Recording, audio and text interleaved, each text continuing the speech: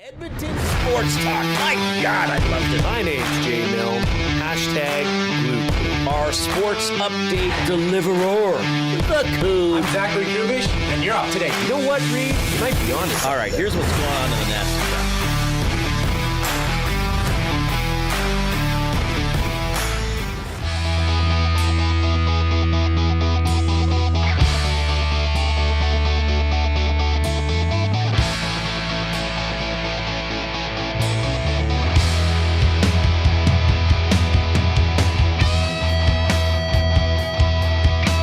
Hey, how's it going, everybody?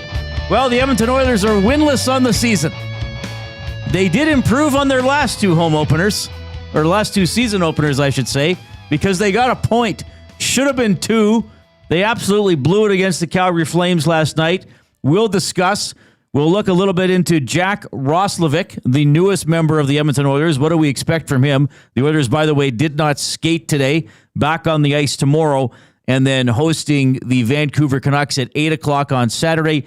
Elks with a home game on Saturday as well. We're going to have you completely covered. 4 o'clock Saturday, green and gold kickoff show.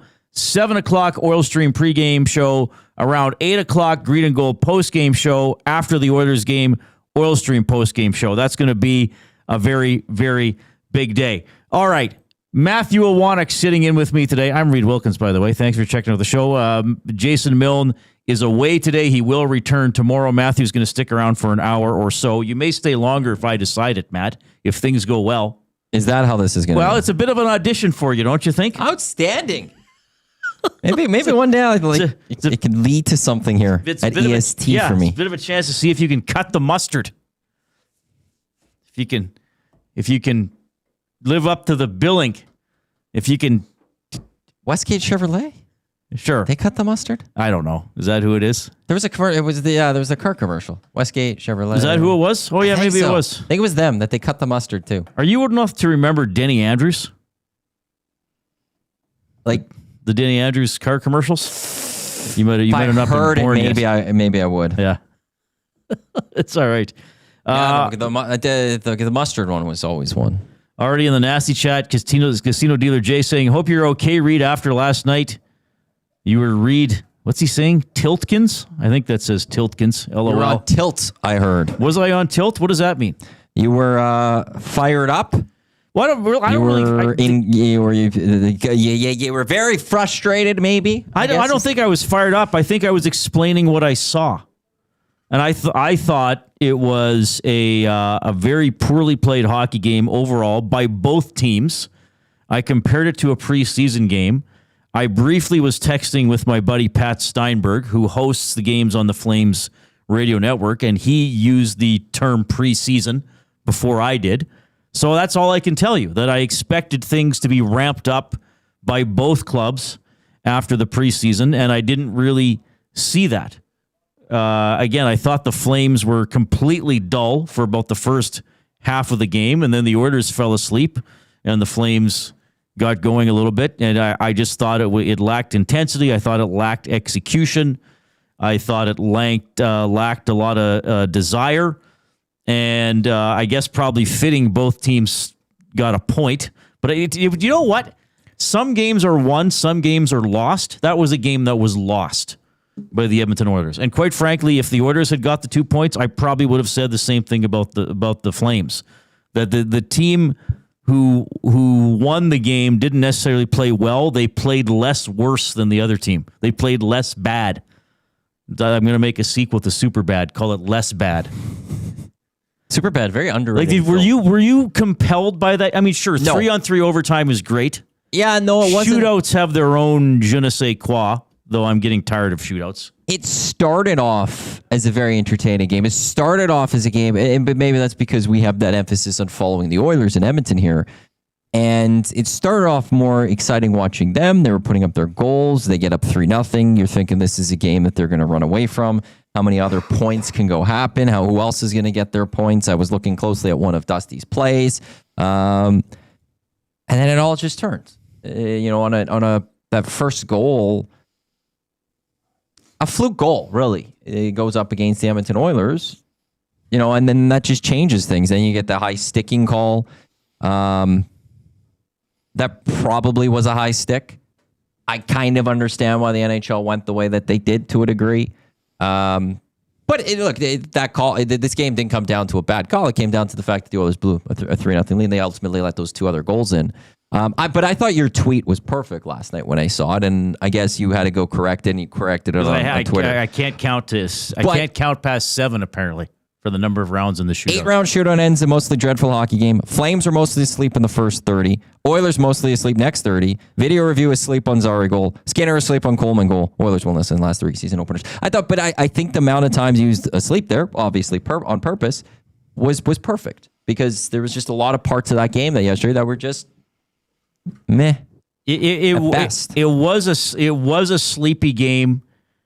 Oilers fans are great, no doubt about it. But I also felt like the crowd wasn't as electric as they usually are, and maybe that's just a byproduct of that. 3 months ago, well, I guess a little over 3 months ago now, people were still attending games that were in the Stanley Cup final. Yes. So maybe even a season opener isn't as exciting as it used to be. And it's, it didn't start till almost 8:20, and it's the middle of the week, and it's kind of like, okay, let's here we go again. Let's get going. Well, I'll add to that. There's, I think, a large portion of Oiler fans that will be like me on this. And to a degree, the regular season doesn't really matter. Sure, there are systems you need to work out, bad habits you don't want to get into your game, but ultimately, it's a brand new season, day 1 of the playoffs, and that's when it matters. And last year the question was, because they went in a little limping into the playoffs last year, can you just turn it on? The Oilers were able to just turn it on, and for a lot of people, this is almost a second preseason to go through, knowing it's 82 games, so it's okay. It's just the game, whatever. The Oilers will be there in the playoffs. Yeah, okay, sure. Oh yeah, okay, losing shit. Okay, cool. We'll do it again next game. See you in the playoffs. Like, it's just always going to come back to, we'll see this team in the playoffs. What can they do in the playoffs? Because that's how we define the season. Well, and that's now how this era of the team is going to be defined, is can they ultimately win a Stanley Cup? McDavid, obviously, with the extension, you got him and Draisaitl together for at least another 3 years. I do think, look, I'm usually the one who says it's only one game and look at the big picture. And of course, that's my mindset. But there were some flaws/shortcomings in the Oilers last night that I was worried about, that I did see, and we'll dive into this a little more deeply as we go along. But I don't think it's an overly potent forward core, even though they do have a couple excellent and some other very good offensive players. Like I've talked in the offseason and through the preseason about a goal deficit from last year. I think we saw evidence of that last night. I do think we saw that the strength of the team, when they don't fumble the puck away, will be the D-core getting back and getting the puck and moving it up ice, though they were the culprits. I know people are singling out Nurse on the one goal, but there was a 2.5 minute stretch where they couldn't get the puck out. And that includes, Ekholm, who's usually Mr. Reliable. I mean, he had that one roll away, and then he was chasing it to the blue line. It was just an absolute mess. And then, of course, I know this has been topic number one, and Skinner can't make a mistake like that. Like, if he's going to, if he's going to be at least an average goaltender, well, you can't make a gaffe of that magnitude. And to me, that goal, the third goal he allowed, that's not even a goaltending play. That's a hockey decision play. That's a handling pressure play. That's just making a smart decision type of play. Like, that's a dream come true for Coleman to score a goal like that. I mean, every forechecker is like, oh, maybe one day the goalie will not play it and I'll tap it in, and they'll play 15 years in the NHL, and that'll never happen because goalies never. It's like, a D-to-D pass, and there's always the forward who's like, oh, I'm going to chip it and get a breakaway. And it's like, no, that happened once for you in Pee Wee. Now you're at higher levels of hockey. You'll never get a breakaway like that again. Like, just an absolute gift for Coleman. Maybe he's skating to the bench thinking that makes up for his kicked-in goal that was notorious from Game 5 in 2022. Probably not of the same magnitude. I will say on that, the part that concerns me, if there is a concern for me coming out of that game, is that Stuart Skinner obviously knows there's a lot of pressure on him this year. There's whether, even for himself, you want to be a starting goalie in the National Hockey League, especially a Stanley Cup winning goalie.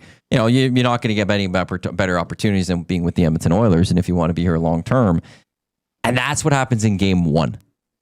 That attention to detail, the lapse happens on that first game. Like, if this was 10 games into the season, it just happens. But this is the Game 1. And That's the one part that I'll look at and go, oh boy.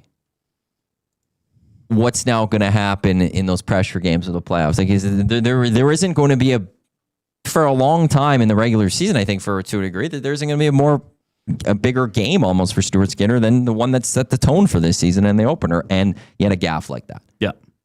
That's the part where it's just be like, if this was halfway through the season, mistakes are going to happen. But you would have thought he would have been on his game. And to your point, that's not just an error. That's a huge gaffe. It's a mental lapse. Yeah. And you can't have that. Yeah, that's not a slow glove or side-to-side movement or misreading the play. That's just poor game management, if you want to call it that. So anyway, we'll dive into all that. We'll talk about Roslovic. I want to talk about the shootout deployment.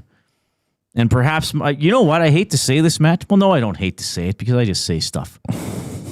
I have a growing distaste for the shootout. Do you remember when it was awesome when it first came in? It was okay. Really? You didn't love it in 05, 06? Well, they didn't have 3-on-3 overtime at the time. I also think, I'll get into this later on. It might be after you're home sleeping. But the points system is just bad. I mean, that shouldn't be worth, not just Calgary. That should not be worth the same as winning a game 6-1 in regulation time. That you get two. I know a win is a win. A win is worth 2 points, but that's not the same win. In theory, it's not because of tiebreakers. Oh, right. That's how they weed out. That's the one, because it starts with regulation wins. Then I guess. In one way, you can look at it. That's what they've chosen to do instead of changing the points format. But anyway, I do want to talk about that as we move along throughout the afternoon. Hey, happy to hear from you today, wherever you are consuming the show or however you are consuming the show. Of course, we're streaming on iHeartRadio, on TuneIn Radio. If you have one of those apps, you can make us a favorite, or it should just show up in your library. That's what happens to me on iHeart. Edmonton Sports Talk just starts playing when I go into that app. You can get us on YouTube. Subscribe to Edmonton Sports Talk if you haven't already. And remember, click that thumbs up button. Click, click, click. Must you click? Please, please click. Must you click? You must click. Thumb, thumb, thumb. We endeavor to get to at least 100 thumbs every show. We've been doing that ever since we really got rolling here into the autumn and another National Hockey League season. You can email Matt at edmontonsportstalk.com, Jay at edmontonsportstalk.com. Jay not here today, but of course he'll be checking his email. And Reid at edmontonsportstalk.com. That is REID. You can text 780-218-9999. That is the afternoon inbox presented by River Cree Resort and Casino. Happy Hour featuring $5.25 drinks available Sunday to Thursday, 9 a.m. to 7 p.m. It's their birthday month at River Cree Resort and Casino. I think I'm going to owe Jay a prime rib dinner at the River Cree. Why are you going to owe Jay that? Because I said on the Hangouts, how did it go? If Justin Rankin, this was like a month ago or so, if Justin Rankin wins the MOP of the CFL this season, I would take him for a prime rib and give him $100 in chips to bet on the tables, on roulette. Oh, wow. If he was just the nominee of the West, I would give him $50 in chips, but also take him for dinner. And if he's the nominee of the Elks for MOP, I'll take him for that prime rib dinner. Yeah, I think he'll be the nominee for the Elks. Yeah, so is it next week we're getting those already? It should be. I think it's usually after everybody gets to 16 games or so. Is it? It's not at the end of the season? No. They do the team nominees, then the division nominees, and then the league finalists. I think the league finalists, they definitely do the team nominees during the season still, with a game or two left. I'll have to look when those were announced. Pretty sure. Okay. Well, I might have to take Jay to River Cree. I don't know if I don't know if you've met this fellow here, Matthew, but you're going to get an opportunity here as we go to the afternoon headlines for 100.3 The Bear. Edmonton's best rock. Stream them on iHeart today. This is Chet Palmer with your sports report. Well, I hate to break it to those of you who hit the hay a little early. The Oilers saw their 3-0 lead disappear faster than my brother-in-law's stack at the roulette table. Oh no, Stewie, you gotta cover that biscuit. Now forget about New York, New York. Old Blue Eyes is singing a sad song for the Bronx Bombers today. Play it again, Vlad. Yankees lose. I'm Chet Palmer. For 100.3 The Bear, Edmonton's best rock. Stream them on iHeart today. Little Chet Palmer. He's great. I don't know if you've met Chet I have not yet. Oh, there he was. He's wonderful. Came and gone pretty quick. It's outstanding. Yeah. That's how all sports reports should be. Go back to that. Did you ever see Mike Breen do his sports reports on the Don Imus show? No. I recommend going on YouTube. There's not many clips still out there that live, but he did great. He'd just make things up sometimes. And he'd play like a clip of Michael Jordan in the NBA Finals, and then Jordan would say like one word. And it's like, oh, he's mad at his team, and it was just the best. Oh, my goodness. That was Chet Palmer. And give us a thumbs up on YouTube. All right, so the shootout lineup, we'll dive into this a little bit later on, because you and I both looked up some stats. Yeah. About the current players, what they could have done. I was quite surprised it was Tomasek, then Howard, then Savoy, before they went to people who had taken a shootout or two in the NHL before. But, Knobloch tends to put his trust in athletes, which I think mostly is a good thing. But it's a shootout focus here for the off-topic topic that is presented by William Huff. Since 1952, William Huff has provided industry-leading advertising solutions for thousands of valued clients. Their unparalleled customer service, combined with decades of industry expertise and a desire to make every job the very best it can be, is what they call the William Huff Advantage. Visit their website at williamhuff.com or give them a shout, 780-454-4536. Now, I put this question out on my Twitter account, my X account. I haven't been looking at the replies too much, though I've seen a couple.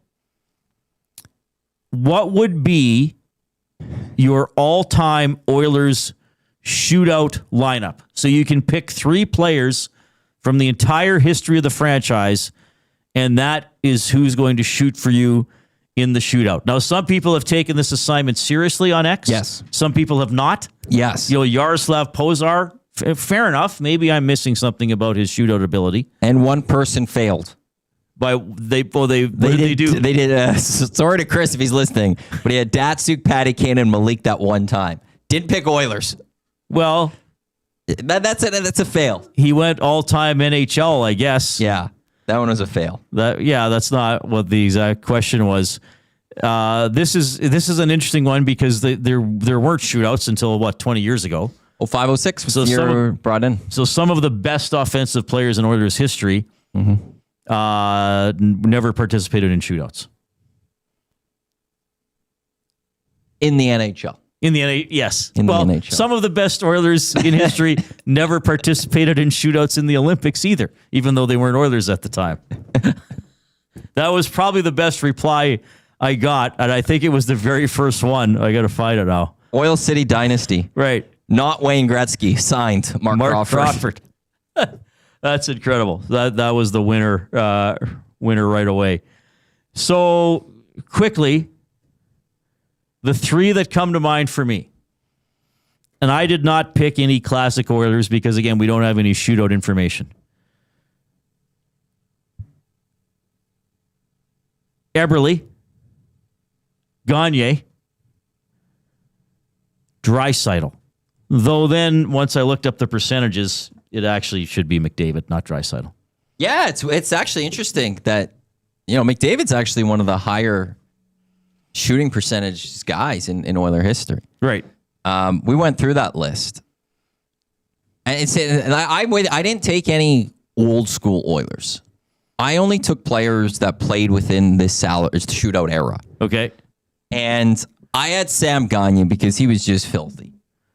And then the book came out on he's I think one of the all-time, if not the all-time, attempt shooter for the Oilers. He is just filthy. Sean Horkoff, I am throwing in there because Sean Horkoff actually is one of the better shootout artists the Edmonton Oilers have ever seen. And I went with numbers and stuff. He went 20 times and he scored on 10 of them, 50%.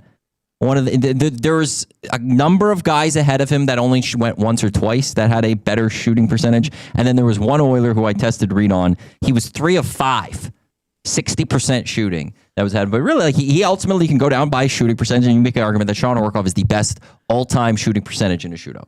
And then Linus Omar, because I just want some fun with this as well. Because he did the spinorama. And just let him unleash him. Let him go do whatever he wants and cause chaos. I'm also added my goalie for this. Mike Morrison? No, Mathieu Guerin. Was Morrison the guy? No, I was not covering the team in this era. Was Morrison the guy Mac T put in cold for some shootouts? I know of at least one. Okay. After overtime, put in Morrison, pulled Ty Conklin. Right. They lost. Didn't work. Oh, okay. Sorry. Didn't work. Mathieu Guérin, I looked this one up. He is undefeated with the Edmonton Oilers in shootout. Well, was he? He was 11-0. Oh, that's outstanding. So I didn't pick a goaltender. I just wanted. You said also only pick 3 players, so that's. Oh no, you picked. Went a little further. So I picked my 3 players, but I also have my goalie in there. The Oilers have also placed Jake Wallman on injured reserve. So what, you got to be on there for 10 days? I believe so. Though I guess it could be retroactive. But it'd be retroactive to Tuesday or Wednesday? Probably Tuesday or Wednesday, the day you had to do the roster. So that would mean Wallman missing probably, 2 more games, I guess. No, next Thursday as well, I suppose. I'm just trying. I'd load out for at least 7 days. Oh, it's just 7 days? That's one thing I'm sorry, looking. I thought it was 10. Yeah, at least 7 days. Okay, so Well, let's say Wednesday, just because I don't know if it'll count off of the season start or the Oilers season start. Because when did Hyman go on LTIR? that was that Tuesday. I think they made all those moves. So then Tuesday I think that's when the official roster. season starts. So then I guess you could probably retroactive because he could do. I think he could do it retroactive. All right, so that could be to add Roslovic though, and then maybe they can deal with something else once Wallman's healthy or Janmark's healthy. Then there might have to be somebody sent down. But Jake Wallman placed on injured reserve by the Edmonton Oilers. Okay, so the off-topic topic. Send in your submissions to the River Cree Resort and Casino inbox, texting 780-218-9999. You can also post in the Nasty Chat on YouTube. What's your Oilers' all-time shootout lineup? You can take 3 players from any point in Oilers history. Well, you can take 3 players from history. So the ones played for the Oilers. Yeah, I mean, sentimentally, I'd take Letestu, who actually was pretty good in the shootouts. They did use him that one year, and he scored a few times. The other way to go about this is you just go like Draisaitl, McDavid, Gretzky. How do you not take take just the best players? Like, we're going full Mark Crawford here a little bit. Well, Draisaitl's 35.5%, scored last night. McDavid's 44.1%. And even Nuge is 34.1%. You could actually just pick those 3 guys. If you wanted to. Here's a question I'm going to quickly throw your way. Take away percentages from here. Looking at the 2 eras. Right. Gretzky, McDavid go in because they're the 2 best players. Who's your third? Is it Mess? Is it Draisaitl? It's Draisaitl. Okay. Just because I've seen him do it. Okay. That's fair. That's absolutely fair. Though I'm sure Messier would have been good at it. But yeah, it's just because you take the 2 best guys from those eras, but then you only got one more spot for that third spot. Where are you going? All right, 780-218-9999 is the River Cree Resort and Casino inbox. The Oil Understood coming up for GCL Diesel. We will, of course, talk Blue Jays as well because that's a big story. Ian Harrison from Associated Press is going to be on the show a little bit later on. Ian Herbers, head coach of the Golden Bears hockey team. They have a home-and-home with McEwen this weekend, so huge roster turnover there. I think they lost 7 or 8 guys to the NCAA, so Ian and Stan Marble had to do a ton of recruiting, so we'll see what's going on there. But first, the Cube.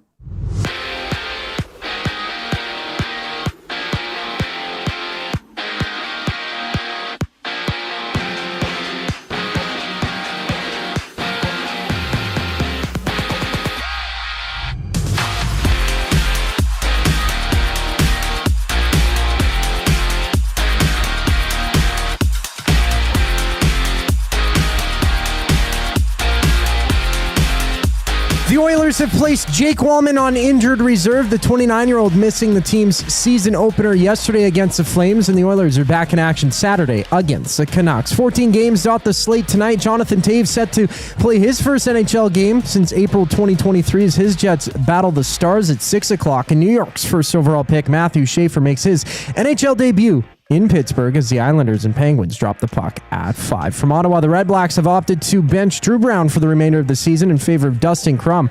Ottawa out of playoff contention, 4-11, challenging the Alouettes on Monday. Out east, the Giants and Eagles hit the field. Giants last in the NFC East, 1-4 on the season. Philly holding first in the division at 4-1. Catch the action alongside Lieutenant Eric at Sally's Sports Barn Lounge at Central Casino on Fort Road with kickoff at 6:15. And down In baseball, NLDS action continues. Phillies on the brink, down 2-1 against the Dodgers. First pitch just after 4. Later on, Milwaukee and Chicago meet. Brewers leading 2-1 in the series. First pitch at 7:08. And the LA Lakers have announced that LeBron James will miss at least 3 to 4 weeks to start the season due to sciatica on his right side, ruling him out for the start of the 2025-26 campaign. This sports update is brought to you by Windsor Plywood Leduc, locally owned and operated, serving Leduc and surrounding areas since '93. They have doors, flooring, baseboards, and of course, they have plywood. Go see the knowledgeable staff today at Windsor Plywood Leduc. The Reid Wilkins Show rolls on following the break. I'm Zachary Kubish, keeping you up to date. 2 guys and a goalie. 40% of the blame on that one on Bush. I did. Which I thought kind of reeked of former goalie. Cass. That is former goalie. Hey, is that too much of an old goalie move to put 40% of it on his defenseman? Absolutely, that's too much of a goalie move. That's like 10% Bush. 10? If that. What did he do? It's on now. 2 guys and a goalie, presented by GS Construction. Tuesday and Thursday afternoons at noon, only on Edmonton Sports Talk, your clear choice for Edmonton sports. We have what you're looking for. GD Liquidators is Edmonton's one-stop shop for new and used warehouse, office, and industrial items since 1987. You'll find what you want when you want it. Give us a call, visit us in-store, or check out the monthly auctions at gdliquidators.com. 100% Canadian-owned and operated. We have what you are looking for. GD Liquidators. Win big this NFL season at the Canadian Brewhouse presented by Bud Light. You could win a trip to Super Bowl 60, plus prizes like smokers, Bud Light coolers, and a trip to an NFL home opener next season. Enjoy $1 off Bud Light and Budweiser tankers. Details at thecanadianbrewhouse.com.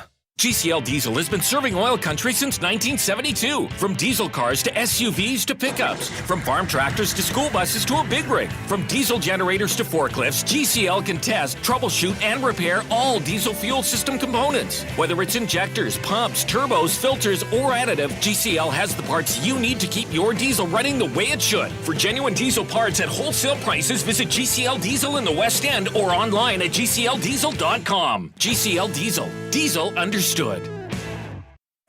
temperature may be dropping, but the action's heating up.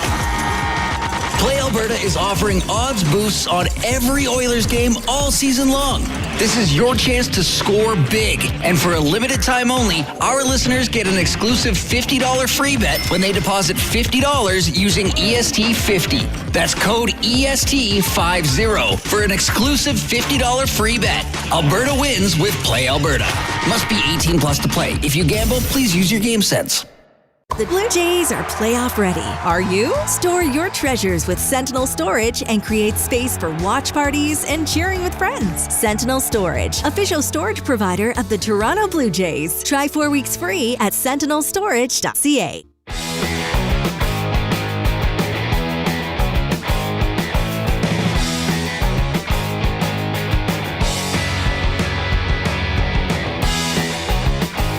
Hey, thanks, Coop. Hope you're having a great day.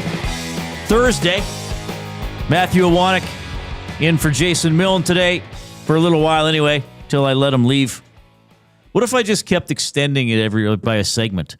Like, you think you're doing an hour, and then I'm like, just stay for one more. And then, we got to do another one. We're not finished talking. You could probably get about 2 out of me. I think you like being here. I enjoy being here. Coop's here. That's good. That's really good. All right. 780-218-9999 is the River Cree Resort and Casino inbox. So I got to watch that today, don't I? Jay usually watches it. I got to get in there. Post in the Nasty Chat as well. Give us a thumbs up as we try to get to at least 100 thumbs every show. So the Oilers' next game is Saturday, as they will take on the Vancouver Canucks. And the Vancouver Canucks will play Calgary tonight. E-Town beatdown. Gagne, Hendricks, McDavid. Remember the Hendricks paralyzer? Yeah. I don't know if it worked every time, but it sure looked good. Adam in Quebec City says, I'm with you, Reid. Bring on the 3-point system fast. I don't think they're going to do that. PWHL does it? Do they put that almost in the PWHL? Everybody. Well, not almost everybody does it. The PWHL does it. Obviously, even the Four Nations Face-Off did it. Remember? Yeah. And they had a 10-minute 3-on-3 overtime until the final, which was... So how does that... So 3 for a regulation win, 2 for an OT win? Or shootout win. Or... See, I'd almost take it away. Like, go like 3 for a regulation win, 2 for an overtime win, 1 for an overtime loss, 1 for a shootout win, 0 for a shootout loss. Yeah, I don't know. That's too complicated. You lost me halfway through that. It was almost the exact same as everything. The only difference is I made shootouts different. Right, but here the argument is it'll force you to play to win in overtime even more. But the argument is a game the total value of a game should be either 3 points or 2 points. Right now, the NHL has both. Some games award a total of 3 points, like last night. Some games award a total of 2. So if you go 3-2-1-0, you're awarding 3 points every game. No, I understand the principle behind it. I just would make overtime slightly better than a shootout. Okay. If you want, make it 4 points then. I think they should go to a 10-minute overtime and then have a tie. Get rid of the shootout. I'm hate ready ties. For that. Like I hated in hockey when I was younger. If they did something like that, I think I could live with ties back in hockey because it's going, okay, we did a 10-minute 3-on-3. I don't think there'd be a lot of games that would ever see the tie. The league now with the most ties and most likely to have a tie is the National Football League of all leagues. Well, NBA is not allowed to have them, nor is MLB. Right, so that's what I'm saying.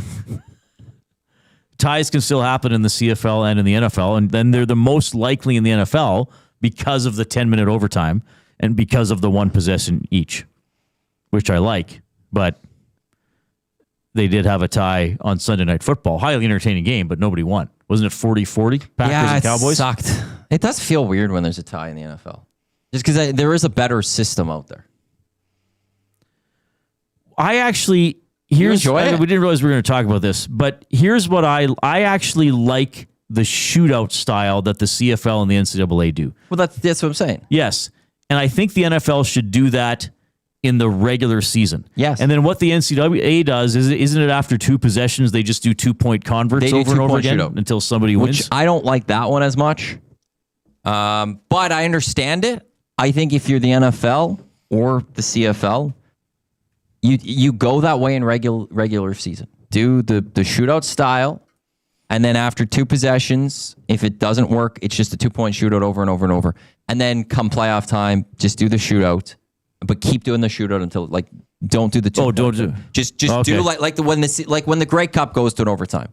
We saw with the Eskimos at the time in 2005, there was double overtime. Yes, there was double overtime in the regular season. Right, then there is, but they would have just kept going. But if the Elks on Saturday, this upcoming Saturday, go to double overtime and no one wins, it's a tie. It's a tie.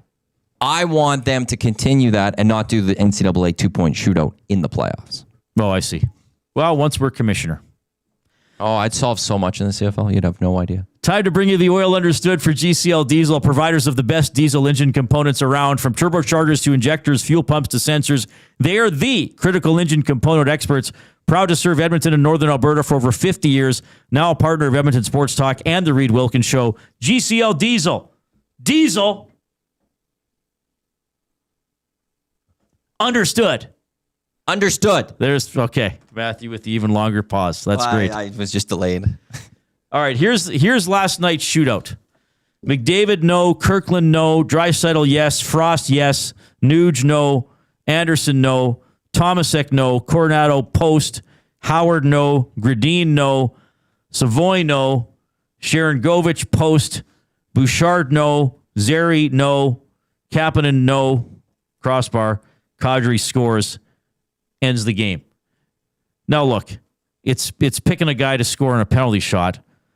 I asked Chris Knobloch after the game, so I said, first of all, you haven't coached a lot of shootouts, which he hasn't. I think they just had one last year.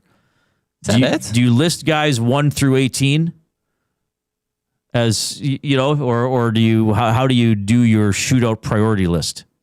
We've got our top 3 that we're going to go with, and probably an idea of who our next, probably 3 or 4.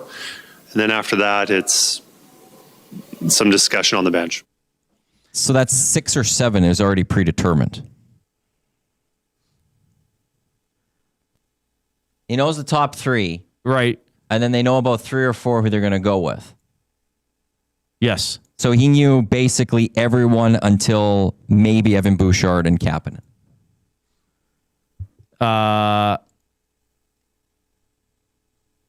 Yes. Well, he said we know our top 3, and then we know who we're kind of go with for the next 3 or 4. Is that not what he said? Do you want to play that again? Yeah, we can play it again. We've got our top 3 that we're going to go with, and probably an idea of who our next, probably 3 or 4. And then after that, it's some discussion on the bench. That's 6 or 7. Okay. So you're saying they already knew. They knew that they were going, and based off of what he says there, they knew at the very least 6 of the first 6 shooters out of the 8 that they sent out there. Bouchard, to me, now says that they went with a gut feeling on that one. And then they went with Kapanen as that gut. But at the very least, based on that comment, they knew it was going to be McDavid, Draisaitl, Nugent, the first 3, and then Tomasek. I'm going to have to figure that one out. Howard and Savoy were going to be part of that next 3. Maybe not order. They had one shootout last season on January 30th at home against the Detroit Red Wings. And they lost. I can't find the shootout summary from that game. It's not on hockey. I'd have to go. Oh, no, here's the shootout. Connor McDavid, no. Lucas Raymond scores. Nugent Hopkins, no. Dylan Larkin scores. Red Wings 1-3-2. So Draisaitl would have been next. Draisaitl would have been next. Yeah. Which is the 3 that they had. So look, I know when you get to a shoot, and a lot of what they do when they pick the shootout lineup is relying on what they have seen in practices. Because there are occasionally, they might do it every month or every 6 weeks, they will end practice with a shootout. And it's a survivor style tournament, basically. So usually a player will get a breakaway on both goalies at both ends of the ice. If he scores once, he stays alive. So he goes and stands by the penalty box. The other guy, if you don't score on either goalie, you come back to the bench. And then all the survivors get one shot of a goalie on their choice. And sometimes you'll see, I think Devon Shore took it once. I'm pretty sure Letestu won it once years ago because he had a move that if he hit his spot, he scored. So Savoy scored on a penalty shot in the rookie game, don't forget.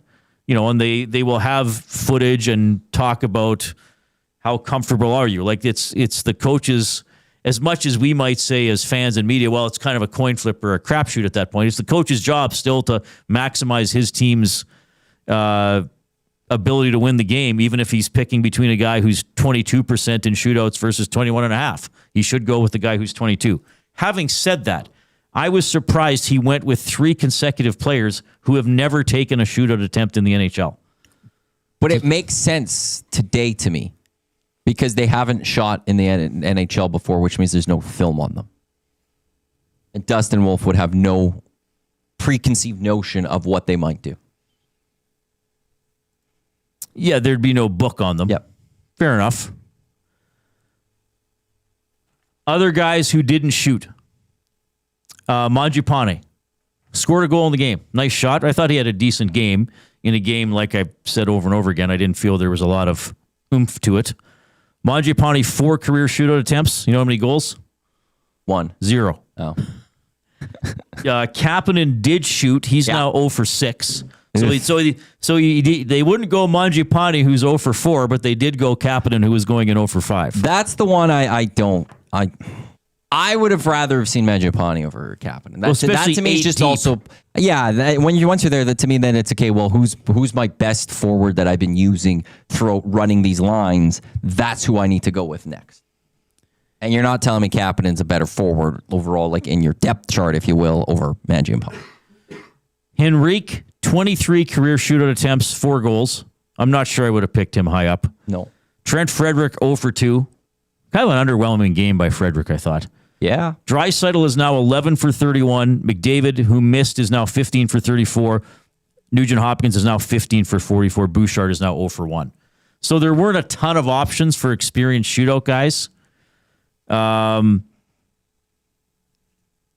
I wonder, we'll never know, was Mangiapane next after Bouchard? I would after Kapanen. Or after Kapanen, I would hope so.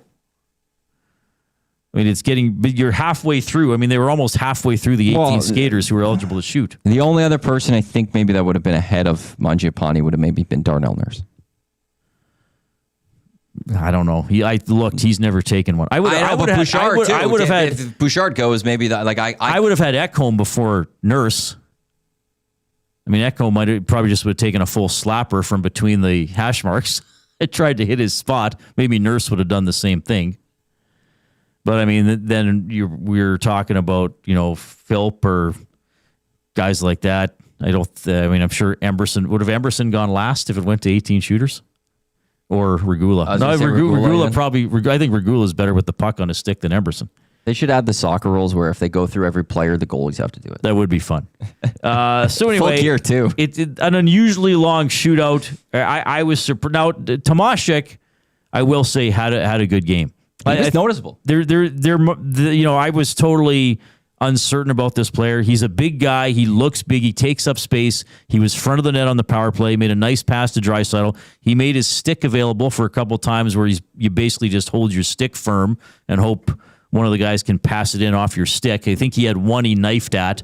There was another one in the third period where a pass was intended for him and it hit the Calgary player's stick instead, and Wolf had to cover it up. So he was interesting out there. Like he was noticeable. Here's a question I'll throw your way that I don't know if you've thought of yet for as you're prepping the show. Roslovic, if he's good to go for Saturday, where is he drawing? Who comes out and where does he slot in?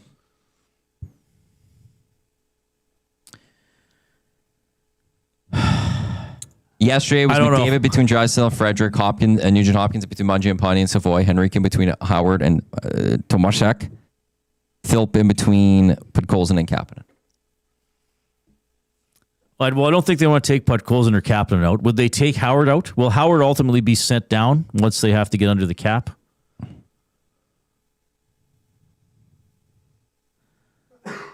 Is it a Philp? I don't think you take Philp out. Howard might be the leader. He was the last call-up in a sense. They did those emergency loans or those loans to Bakersfield, and he was that last one there. Yeah. I don't think any American Hockey League time would be terrible for him. No, I don't. I wouldn't have a problem if he went down and got up to speed a little bit more. We'll talk about Roslovic a little bit more when we get back. Of course, it is my good buddy Matthew Iwanyk sitting in for Jay today. We are in the Canadian Brewhouse studio. Taco Tuesday just leveled up at the Canadian Brewhouse all day. $3.49 new tacos and quesadillas. After 4 p.m., sip on $5.99 margaritas, $2 off Corona tankards, and tequila shots starting at $5.99. Here's the Coop.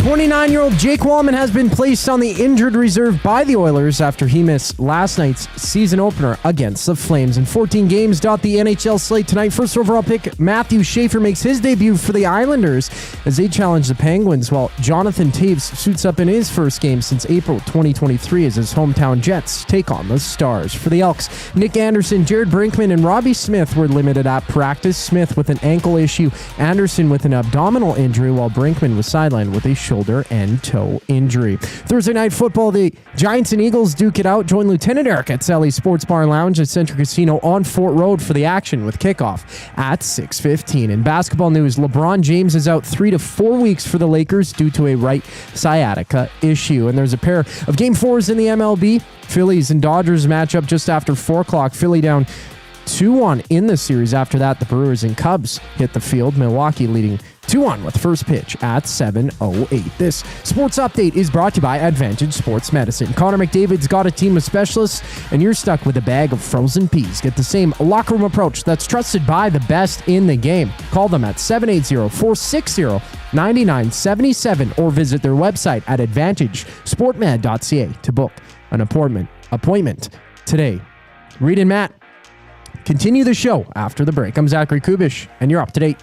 the Oil Stream. To me, it's different than last year when the Oilers had lost the Cup final in 24 and everyone was coming back for last season and the start of it. It almost felt like, oh, we're back. And the cloud had still been lingering over the team and the city after the loss. I don't feel that this year. And I got that sense from the guys in the room. Oil Stream presented by Boston Pizza. Monday, Wednesday, and Friday afternoons at noon. Only on Edmonton Sports Talk. Your clear choice for Edmonton sports. The Alberta Snowmobile and Power Sports Show is back October 17th and 18th at the Edmonton Expo Center. See the 2026 lineup of sleds, ATVs, decks, GMC trucks, gear, and accessories. Meet 13-time X Games pro athlete Levi Lavallee. Presented by GMC. AlbertaSnowmobileShow.com. Running your own small business takes courage, and as it grows, so does your team. That's why Alberta Blue Cross offers health, dental, life, disability, and wellness benefits designed for small businesses, because we know a healthy team means a thriving business. Join over 5,000 Alberta businesses who have chosen us to help their business grow and succeed. Alberta Blue Cross takes care of you and your employees, so you can take care of your business. Visit ab.bluecross.ca to find a plan that's right for you.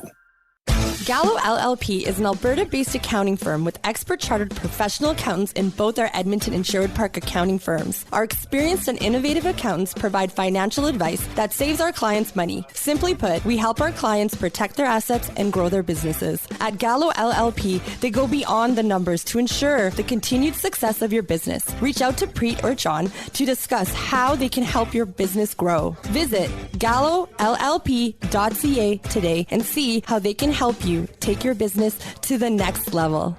Looking for quality building materials and friendly advice? Visit us at Windsor Plywood Leduc, family owned and locally run since 1993. From interior materials for doors, flooring, baseboards, and all the finishing touches to all you need for your outdoor projects like cedar lumber for decks and fences, plus all the plywood you'd need. Our full-time on-staff carpenter can help with anything odd-sized or custom, and from domestic hardwoods to exotic selections, we've got you covered. And if we don't have it, we'll track it down for you. Windsor Plywood Leduc. We're the experts you need to know. River Cree Resort and Casino and K97 present Nazareth, the Canadian Farewell Tour. Live in the venue. Second show at it October 19th due to the huge response. Nazareth tickets at rivercreeresort.com.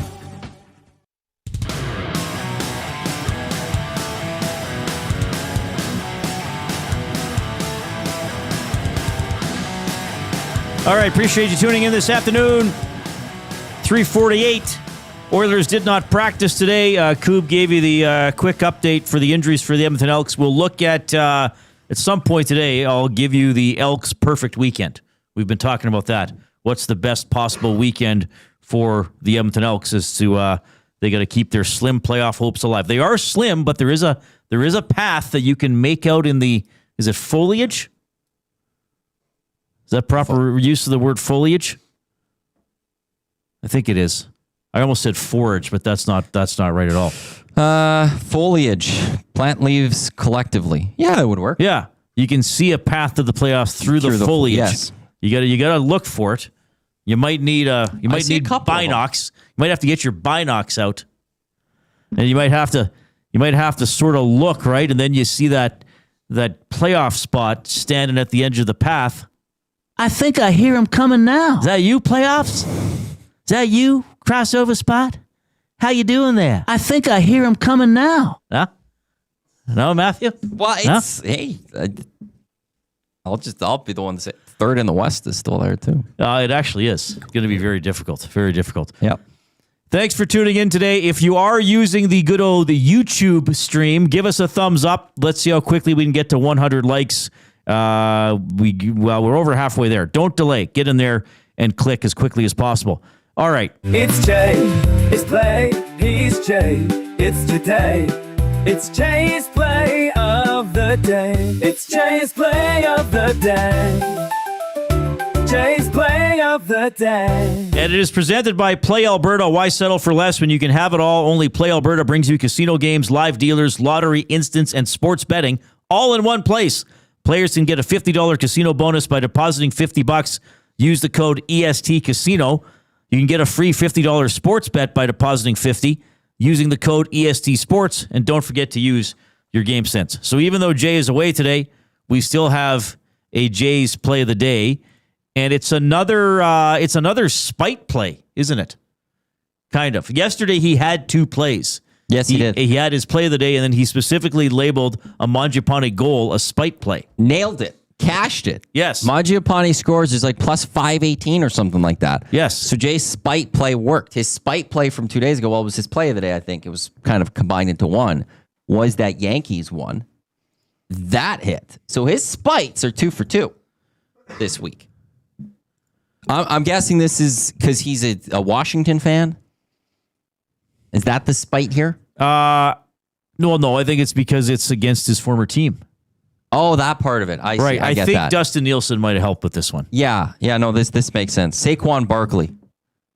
3 or more receptions on Thursday Night Football against the New York Giants. Gigantes.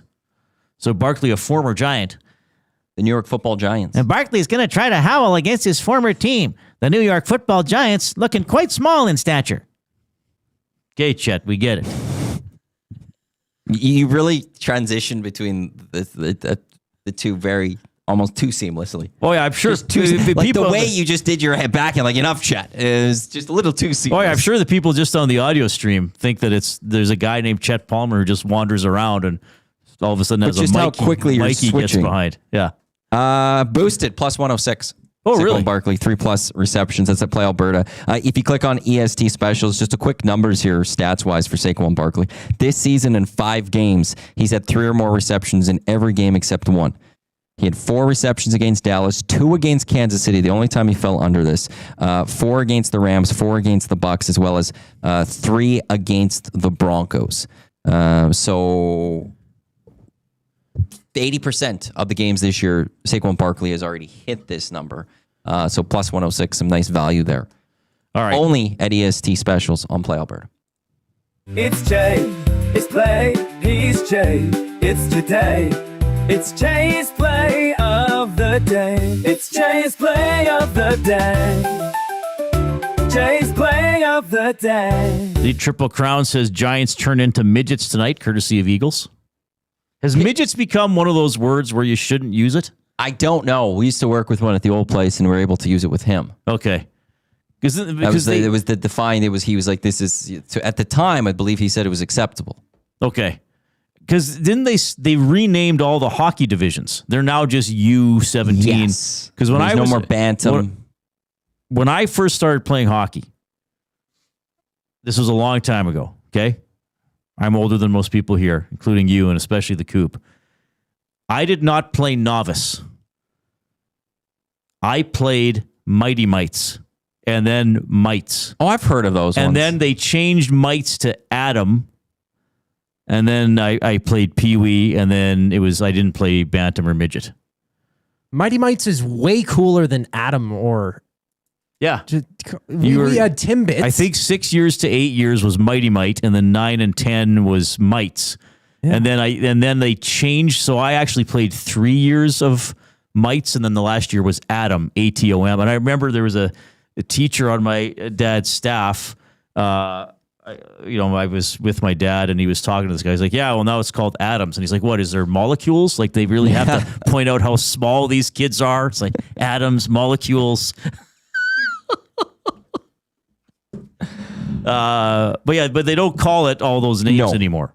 I will say this for the game tonight. Because it's Thursday, that gives me hope that the Giants could actually make this game entertaining.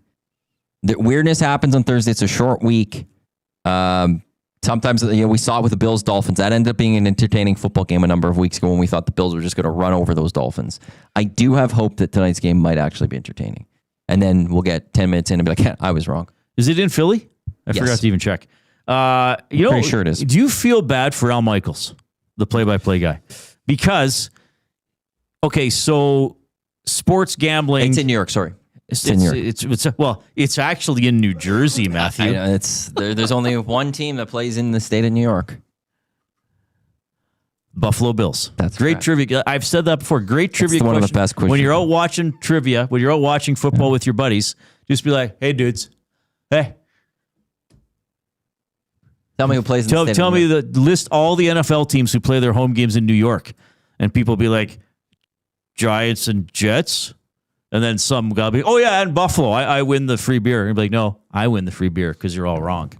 Anyway, what were we talking about? Al Michaels. I don't know if you've noticed that this show meanders sometimes. I love it. Al Michaels. Do you feel bad for Al Michaels? Because he was the play-by-play guy that would subtly / not so subtly reference gambling. Oh. And now sports gambling is quite prevalent. And I mean, of course, Play Alberta is our title sponsor, and we're happy to have them. But we've also talked in the past, especially on television, there's a lot of... It can get intrusive. Yes. Like, I think Play Alberta complements our coverage as opposed to overwhelms it. So, but Al Michaels used to be the guy, it'd be a 30-10 game. And the losing team and the line was 41.5. And the losing team would get a meaningless touchdown on the last play to make it 30-17. And he would be like, well, that's a meaningless score for some of you. Yeah, and then the color guy would chuckle, and if you didn't know, you'd be like, "What are they talking about?" But now he can't do that because it's everywhere. I don't know. I feel like, at the time he's more clever the way he does it. But now he could get away with adding a little more in. He can still do it cleverly. But now it's not his shtick that he's doing it almost underhand because there was a time that was frowned on. Yes, well, only him and Brent Musburger were kind of like the only two guys that would have done it on play-by-play. Brent Musburger left, ESPN basically to go live in Vegas so he could just do gambling stuff. Because doesn't he host a talk show where he's always doing stuff like that? I don't know. Maybe he likes the fact that he doesn't have to be clever about it anymore, and he could outright say, "Well, there's the cover." But now I feel I don't notice him doing it as much. Maybe I just don't see as much. I feel like football as I used to. I feel like he's has more disdain towards the NFL in terms of. He just doesn't enjoy it right now. You listen to him and you just think, this guy's he's not enjoying these Thursday nights right now. Well, he's done every night, right? He was Monday night. Yeah. He got traded to Sunday Night Football for the rights to a Disney character. Look that up, everybody. You know what Disney character was? I think was it not an early version of Mickey Mouse? Yeah, because he was on ABC with Monday Night Football, then Sunday Night Football with NBC took over 20 years ago. Right, and ABC wanted all the Disney properties back, and NBC had some old Disney character. And they basically, it wasn't purely a trade, but that was part of the compensation for Michaels going. And now he's on Thursday Night Football, so he's done every possible night you can do in the NFL. Yeah, because NBC threw him away in the end. Well, can you name what broadcast Al Michaels won an award for? Well, I'm on his Wikipedia right now, so I don't see the awards, but my guess would be Miracle on Ice. 1989 World Series Earthquake. Oh. I believe he won a News Emmy for doing live reports for the World Series game being delayed in the Bay Area. Did you find the name of the... By the way, you're now staying until 4:20. I was going to say, I could do an extra segment. I think you have to do an extra segment because there's other Oilers stuff, and I want to talk Yankees, Blue Jays with you. Acquired the rights of Oswald the Lucky Rabbit from NBC Universal in exchange for the rights to broadcaster Al Michaels. Michaels wanted to move to NBC for its Monday Night Football or Sunday Night Football package. So Disney CEO Bob Iger. Is it Iger? I think it might be Iger. Iger, thank you. Leveraged the situation using a contract as a bargaining chip to reclaim the rights to Oswald, Walt Disney's first successful character. That's what it was. Caster 1990 just putting Oswald the Rabbit in the nasty chat as well. So there we go. We got to the bottom of that mystery. Is Jack Roslovic a mystery? He might be. You'll hear from Stan Bowman on him. We'll talk a little baseball with Iwanyk and with Ian Harrison, who covers the Blue Jays for Associated Press. Here's the 4 o'clock break. The Lock Shop. Outside of obviously the first game in 2011 when the Jets came back, this is going to be the most special home opener this team has had. First of all, the team had never won a division title, never mind a President's Trophy, so those banners are going to go up before the team. Oh, that'll be fun. That'll be good. That'll be cool. You know what? Listen, you got to celebrate the victories, even if you don't win the cup. It was an amazing season last year. They earned it. That'll go The up. Lock Shop, weekday mornings at 11, only on Edmonton Sports Talk, your clear choice for Edmonton sports. You've always known GCL Diesel as the experts in diesel fuel systems. But did you know that GCL is also your source for turbochargers and turbo repair? As a turbo supplier for Garrett, Borg Warner, and Holset, GCL can provide genuine original equipment turbos at wholesale prices. Whether it's diesel, gas, natural gas, or performance, we can provide you with the turbo or custom repair you require. Turbo questions? We've got turbo answers. Visit us in the West End or online at GCLDiesel.com. GCL Diesel, turbochargers, understood. Lobsterfest is back at the Canadian Brewhouse. Saturday, October 4th at 6 p.m. A pound and a half of fresh Atlantic lobster with all the fixins for just $49.99. Pair it with a stein of Alexander Keith. Details at thecanadianbrewhouse.com. Weiss Johnson, whoa. Hi, Dennis from Weiss Johnson here, and we're excited to be partnering up with the Nielsen Show and have a special deal exclusive for Nielsen Show listeners. Get 10% off any new Trane furnace, air conditioner, or heat pump installation from now until the end of October. Bundle a furnace with an AC or heat pump and get 25% off the package price. Get your home comfort now for all seasons with Weiss Johnson and Trane. Trane, it's hard to stop a train. Visit wjsportstalk.com today. You've heard the name, but what does it mean?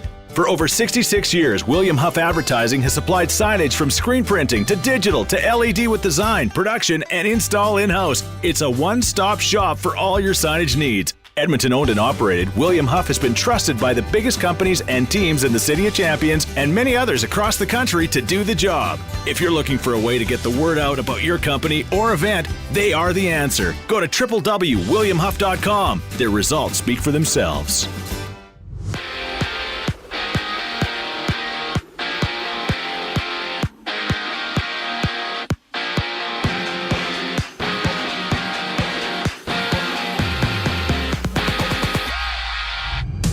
The Oilers have placed Jake Wallman on injured reserve. The 29-year-old missed the team's season opener yesterday, with the Oilers back in action Saturday against the Canucks. In 14 games off the slate tonight, Jonathan Toews set to make his Jets debut, playing his first NHL game since April 2023 as his Jets battle the Stars at 6 o'clock. In New York's first overall pick, Matthew Schaefer makes his NHL debut in Pittsburgh. The Islanders and Penguins drop the puck at 5. An Elks injury report: Nick Anderson, Robbie Smith, and Jared Brinkman limited today. Anderson sidelined with an abdominal injury.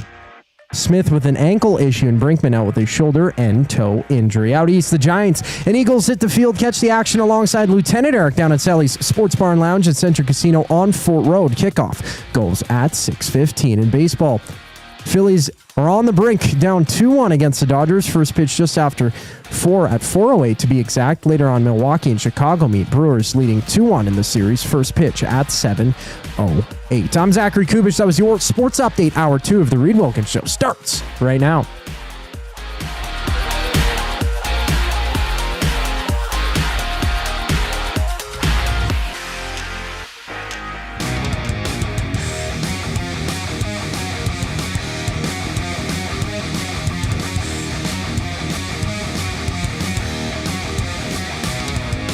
All right, the Edmonton Oilers 0-1 on the season, falling to the Calgary Flames in a shootout last night. Oilers were up 3-0.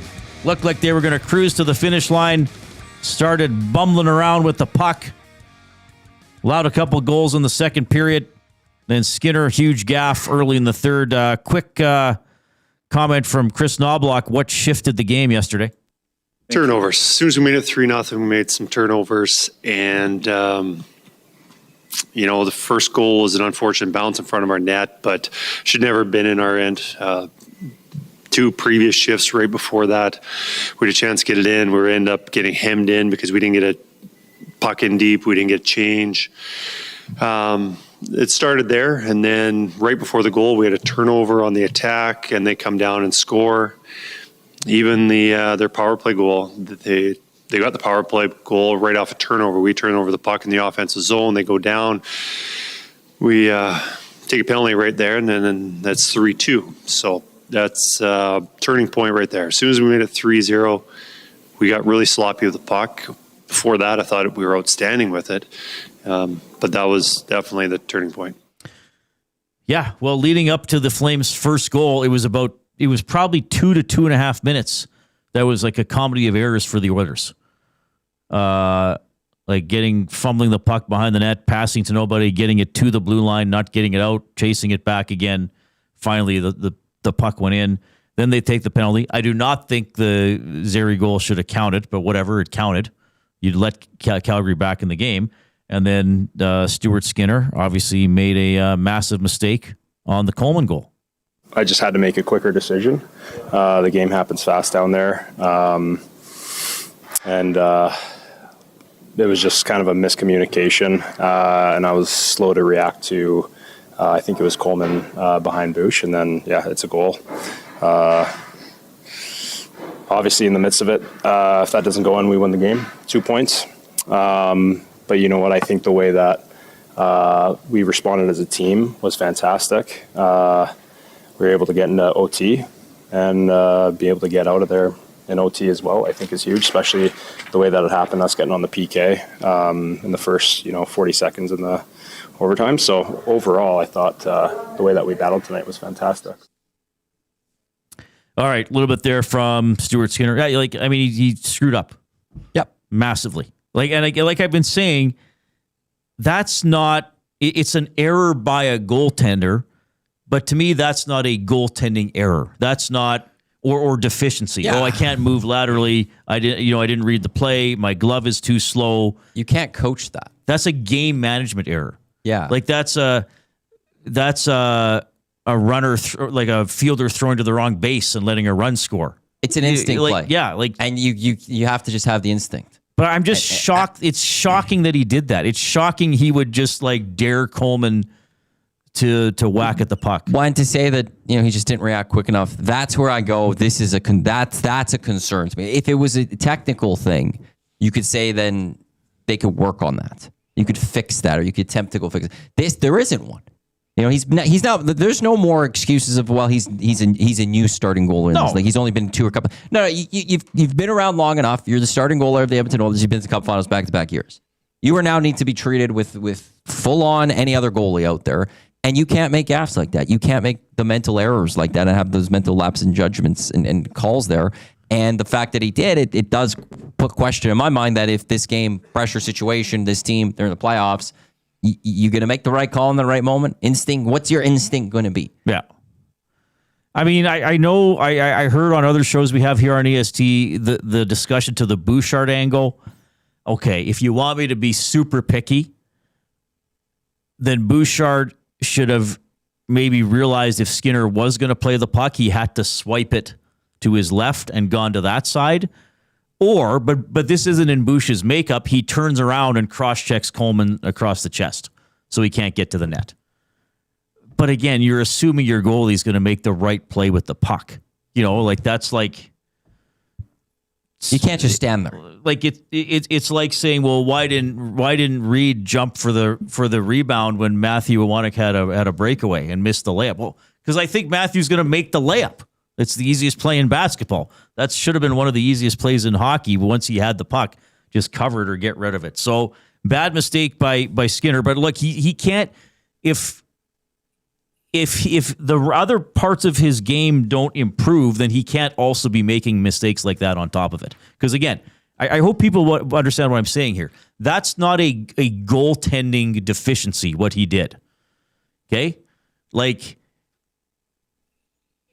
Okay, so you're on the breakaway. You can't jump high enough to dunk a basketball. So you missing a dunk is a physical deficiency. Yeah. Right? Okay. But you having a breakaway in basketball and then throwing it back under your own basket and committing an over and back violation, that's a mental error. Well, it's like if instead of hitting the guy in the corner who's wide open, I'm throwing it to the guy who's got double teamed over there. And I'm trying to get him the ball because he might be slightly better as opposed to getting the open player. Yeah. So bad mistake. I did think he made a couple of good saves in overtime. But yeah, I mean, that play, I think, cost the Oilers a point in last night's game. Let's talk a little bit about Jack Roslovic. So he signs for $1.5 million. Aaron Portzline, longtime writer for the Columbus Blue Jackets. He was excellent with Hernan and Gager. I mean, and I think to summarize some of the other things I heard, this is a flawed and sometimes frustrating player because he has talent and you're not going to see it every night because the all-round game, I don't think, is there. And, I talked to some other people last night. There was one person who said, pretty good player. And then one person was really down on the signing. And somebody else who's pretty close to the Oilers said they're getting an up-and-down player. Now, he doesn't have to be the Oilers' best player, but we heard Portzline say it. There were times with, 3 of his previous 4 teams in which he was scratched. a legitimate top 6 player. So, like, is this Jeff Skinner 2.0? Or is this, a version of Victor Arvidsson 2.0? Two guys, and again, they both got into middle teens in goals last year. Yeah. But there were nights where it was extremely frustrating for the fan base to see them not perform. But is that all this team needs, though, is they need that guy who, like, you already know who you're expecting to count on night in and night out. There's the McDavid, there's the Draisaitl, there's the Nugent Hopkins, there's the Zach Hymans of the world. Right. You just need the other guys. Like, you're not going to get consistent production from everywhere else. I think you're okay with a guy like this that is, and you're okay with a little bit of a Skinner or Arvidsson once in a while because you have everyone else, and the cap hit then is right. Like, Arvidsson was too much of a cap hit. For him being at only 1.5, if he could be just the top 9 guy that occasionally jump into your top 6, I think you're okay with it. This is a guy, if healthy, stays healthy all year, you could count on 20 goals and about 40 to 45 points. This team could just use that. Even if it's not a consistent one, you should have enough offensive firepower for the Oilers and what you think that you have that you can. That's okay. Well, I still think they need somebody who can finish, and I know I brought this up for the last few weeks. There's a goal deficit from last year. The power play was good last night. The 5-on-5 thrust I thought wasn't very good, except when McDavid and Draisaitl were on the ice. I didn't think Frederick was overly noticeable. So you're saying that the amount of goals gone from last year that the Oilers scored? 59 goals. Right, but you also have a bunch of guys who've never played. Right. Oh, sure. And McDavid could double his goal total from last year, but there's a lot of ifs, right? Yes. So they need somebody who can just snipe some goals and preferably do it 5-on-5. Stan Bowman on Roslovic's skill set. He's had a good experience as far as even strength scoring last year. I think he might have led their team in even strength points last year. Yeah, 5-on-5. So, that's really an important thing. That's the one thing we're trying to add to our group is, even strength scoring. Obviously, our power play has been pretty strong the last few years. We haven't had as much success scoring when we weren't on the power play, so I think that's something that Jack does really well. So that was a big thing that we think he's going to bring. We also like his speed. He brings a lot of quickness to his game. He can make plays, play with good players. Like, he's been an offensive player, and he plays at a high pace. So I think those qualities fit perfectly with our group here. James in the nasty chat, without much power play time, Roslovic would be one of the biggest bargains in the NHL. Yeah, sure, if he gets to around 20. Gord says, good thing on Roslovic is there are 2 to 3 guys who can sub in when he's not going. Kapanen and others are examples of a good few games and then stretches of nothing. Maybe the platoon gets the best out of them. Yeah, I mean, that's a fair way to look at it. If he's going to be your 6th, 7th forward, you see who's going. Maybe, and Kapanen does. I mean, I was pretty down on the Kapanen claim. He did have some good bursts. Yes. Maybe Savoy scores a little bit. So Knobloch just has to play his lineup as he sees that night. Right. Roslovic's playing well today. Okay, we're bumping him up. We're keeping him up there. Kapanen's playing well. Roslovic's not. We're going to switch those guys around. Yeah. Here's the one thing, too, with him last year in his 22 goals, only one was a power play goal. Yes, they want him for 5-on-5 and he scored 21. There's no room on the power play. Yeah. So it's like not even when you look at the 22 goals, though, that it was like there's a bunch that came on the power play. Yeah. But, I mean, Matt Hyman puts in the nasty chat, I do wonder about Roslovic's attitude, but he might be fine. But that's the thing. He comes with warts. He comes with how is his all-around game? How does he react when things aren't going well? How does he react if his ice time gets cut or whatever? But you also have a guy who might be very upset. He fired his agent because things didn't go well this summer. And now is on a 1-year deal, which is trying to hopefully next summer for him, as that cap goes up, earn some of that money. My theory. Okay. He fired his agent because he couldn't get a contract. And then he realized the agent wasn't the problem. He better take what's ever offered. Or the other part to that, though, is he turned down an Oilers offer. Did the agent say, I can get you better? Oh, the other one? The first agent? Yeah. Well, maybe. Like, that's my point. Like, if that whole story, and then why? Because there's you're right. There's 2 ways you're firing your agent. One is you thought you're worth $4 or $5 million. Your agent's coming to you with an offer that's 1.6 or whatever from the Oilers, whatever that the offer 8 was. Other teams. Who knows? And you're saying, no, I'm worth 4. And this agent's like, I can't get you that. And he goes, well, you're not my agent. You're fired. Or it's the agent was saying, do you want to know something? They offered you this. But you're worth 4. You're worth 5. I'll get that for you. So he says, okay, I'll turn down the Oilers. I'm going to sit here. I'll get a better offer. I just have to wait. My agent's telling me to wait. And then that offer doesn't come. And he's I'm sitting here without a team. What am I doing here? Right. Well, I'll never know the answer. But if it's that option, if it's the option that he was told from his agent that he can get more and he didn't get it, and now he's have to circle back to it, he might just be a pissed off guy in terms of also going I want to go earn money next year. I need to be a little bit better to go earn that. This is the spot better for me. playing than not playing. I just want to get to this as well. Jake Wallman has been placed on injured reserve. Puckpedia, great site, of course. Hart Levine's been on this station a few times. The Oilers put Wallman on IR, which frees a roster spot for newly signed Roslovic. Wallman would be eligible to be activated from IR at any time. Why? If Wallman is activated and Roslovic is on the roster, one other player would need to come off, so somebody else on IR or to the minors to be at 23 players. So that does free up the spot for Roslovic. But yeah, there's going to be another decision to come. It gives them time to decide what to do. Right. And they know that they're not having Wallman for Saturday. So it's an easy move for them. Right. So there you go. You can get in touch, 780-914. I almost did it again. I've done that 3 days ago. I've started giving out my cell phone number. But people should know the first 3 digits of my cell phone number. You're going to say it now. One day, one day I'll probably. I actually did say it one day, several months ago in the old building. Don't say that. I said it quickly. Nobody caught it. Okay. I never got any texts from people. 780-218-9999. The afternoon inbox presented by River Cree Resort Casino. What? You should make that bolder, the 218.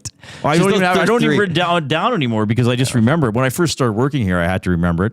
Anyway, River Cree Resort Casino, home of Tap 25 Restaurant, $18.99 prime rib special, available 7 days a week, except show nights from 11:30 in the morning to 11 at night, available for dine-in and takeout.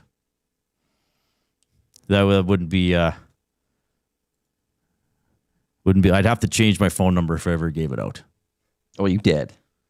I did. If I ever gave it out and started getting texts, because most of the texts would not be friendly, I'm sure. I know I said I would dismiss you soon. You've already worked overtime for me. I thank you and admire you. You're welcome. Blue Jays moving on. We're gonna have Ian Harrison from Associated Press. So you actually cheer for the New York Yankees? 100%. I know I've asked you that several times. I'm a New York Yankee fan. So you have now I'll cheer for the Jays. You're not going to be happy. Not a chance. No. I have a piece of a brick from Old Monument Park. I've told you this. I have a piece of grass from Old Yankee Stadium. I have some dirt from Old Yankee Stadium. It's all in my house. I am a Yankee fan, and it's my team. And now all I'm looking for is trying to see the press release or the alert on my phone that says Aaron Boone has been fired. Shoot him to the moon. So you think he's the reason they lost to the Jays? He's not a good enough manager. No, I don't think that's the reason they lost. Look, I also knew the Yankee season was going to be tough right off the bat this year because Garrett Cole was out and they never replaced him. That was always going to be tough. They got Schlittler.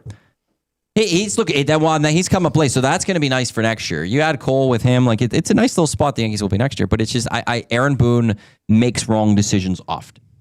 Yesterday pulled him a little too soon. It's bad mistakes in game 1 of this series. Last year, this is the only one I need to talk about, is last year at the World Series, the amount of times he kept pitching to Freddie Freeman. He had your number, and you kept pitching to him. And that was the decision. So that's on Aaron Boone. He needs to go. He needs to be shot. He had that great shot in 2003 against the Red Sox. Love him for him. I hope he shot away from Yankee Stadium himself like that now. Just go away. Go away. And at this point, I'm also thinking Brian Cashman probably needs to go away too. Well, he's been the GM for a long time. Yes, this is like mid-30s. Wasn't he young when he got hired? He needs to go away right now because it seems like he's becoming a problem too. A lot of people are problems at the Yankees. Library Pat texting in. He says, I asked a friend who's a Jets fan for his take on Roslovic. His first answer was Jeff Skinner. Yeah, we might be getting that again. Ian in Mourneville. Nice community. Hey, boys, don't forget Jimmy the Greek got fired for talking about sports betting way back in the 70s. Great 30 for 30 on that. On him. Yeah, things have changed. And that's fine, Matthew. Sometimes things change. Weed's legal now. What's weed? I'll tell you about it in the commercial break. We'll take me in the side room and explain it to me. All right. Matt, thanks for doing this. You're welcome. This was fun. We're going to do Name the Animal with the Coob. Next. What? Nothing. I'm just listening to you. Oh, okay. I'm listening intently. You were looking at me all like doughy-eyed. No. I'll look this way right now, Reid, while you finish up. Was Jimmy the Greek fired for sports betting, or was he fired? Did he say something racist? Now that I think about it, he might have said something about a Jimmy group Schneider. of people. Yeah, there's racial comments and dismissal. That's what it was. It's that I don't think he was fired specifically. He made several questionable comments about African Americans during a lunchtime interview on a show. Yeah, I was just thinking about that. So, and then, yeah, because like he was very much gambling. He had the lock and all that. They allowed it to happen. Yeah, Ace, Lars, pointing out the nasty chat. Yeah, when Rod is, I thought when I read that, I was like, wait a minute, didn't he say something else? He might have worked in a time where. Well, he was. He has a conviction of interstate transportation of bets and wagering information alongside conspiracy and violating the Federal Communications Act. He was fined $50,000, labeled a convicted felon. President Gerald Ford, gave him a presidential pardon in '74. So he did have that with him. Okay. Has nothing to do with CBS. Okay. Interesting stuff. Hey, thanks for doing this, Matt. Great being on air with you. Thanks for asking me. Hey, Gager's there. Maybe I'll bring Gager in now. Here's the Coop first.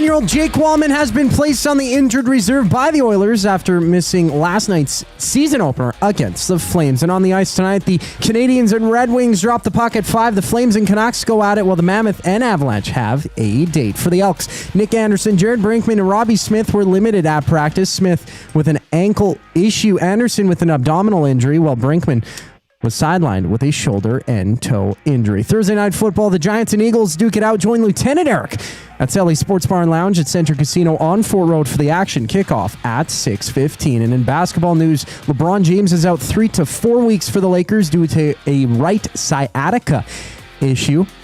And right now, in baseball, the Dodgers and Phillies are runless entering the second inning. Philly down 2-1 in the series. After that, the Brewers and Cubs hit the field. Milwaukee up 2-1 with first pitch at 7:08. This sports update is brought to you by Paramount Flooring, proudly serving Edmonton and area for over 30 years. Their West End showroom is open 7 days a week. Tell them ESD sent you for 10% off your next purchase. You can shop in-store or online at ParamountFlooring.ca. Name the Animal is next here on The Reid Wilkins Show. I'm Zachary Kubish, and you're up to date. The Nielsen Show with Lieutenant Eric. Last year's EST Guest of the Year, Bruce Boudreau. If Skinner was going to move it, why didn't Bouchard, instead of going at the goalie, just go to the corner and let him give him the little pass? Very rarely do you leave a puck right there. You left it in the crease for him. You move it somewhere for him if he's going to be the first one back. So I think there was multiple confusions on that whole play. The Nielsen Show with Lieutenant Eric. Weekday mornings 6 to 9. Only on Edmonton Sports Talk. Your clear choice for Edmonton sports. When you cater with Royal Pizza, you're getting the same great pizzas, pastas, and salads you love, just bigger and built for a crowd. Perfect for teams, offices, or parties, Royal Pizza's catering brings real value around $10 per person. Delicious, high quality, and easy. If you like their pastas, you'll love their catering pastas even more. Visit royalpizza.ca or contact your local store for exact pricing and details. So come on home, Royal Pizza, still making it great. Students, this one's for you. Your Edmonton Elks face the Winnipeg Blue Bombers this Saturday, October 11th in the Campus Clash, presented by Innova. Featuring $18 student tickets, plus food and drink specials, a can't-miss after-party at Auburn's Ice District, and a chance to win a trip to Cancun. Edmonton Elks Campus Clash, 5 p.m. Saturday. Non-student tickets start at $20. Score yours now at goelks.com. When gambling, set a budget before you play. Stay informed and visit GameSenseAB.ca to learn how. Remember, if you gamble, use your game sense. River Cree Resort and Casino and K97 present Nazareth, the Canadian Farewell Tour.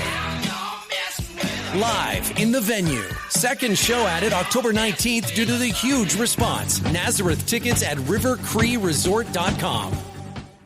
Since 1952, William Huff has been the heartbeat of Edmonton's advertising world. From humble beginnings to a citywide powerhouse, we've been the go-to for signage from print to design and installation. Partnering with Edmonton's top sports franchises and major events, we've helped shape the city's global reputation. Our secret? Unmatched customer service, decades of experience, and a passion for excellence we call the William Huff Advantage. Visit us online at williamhuff.com. All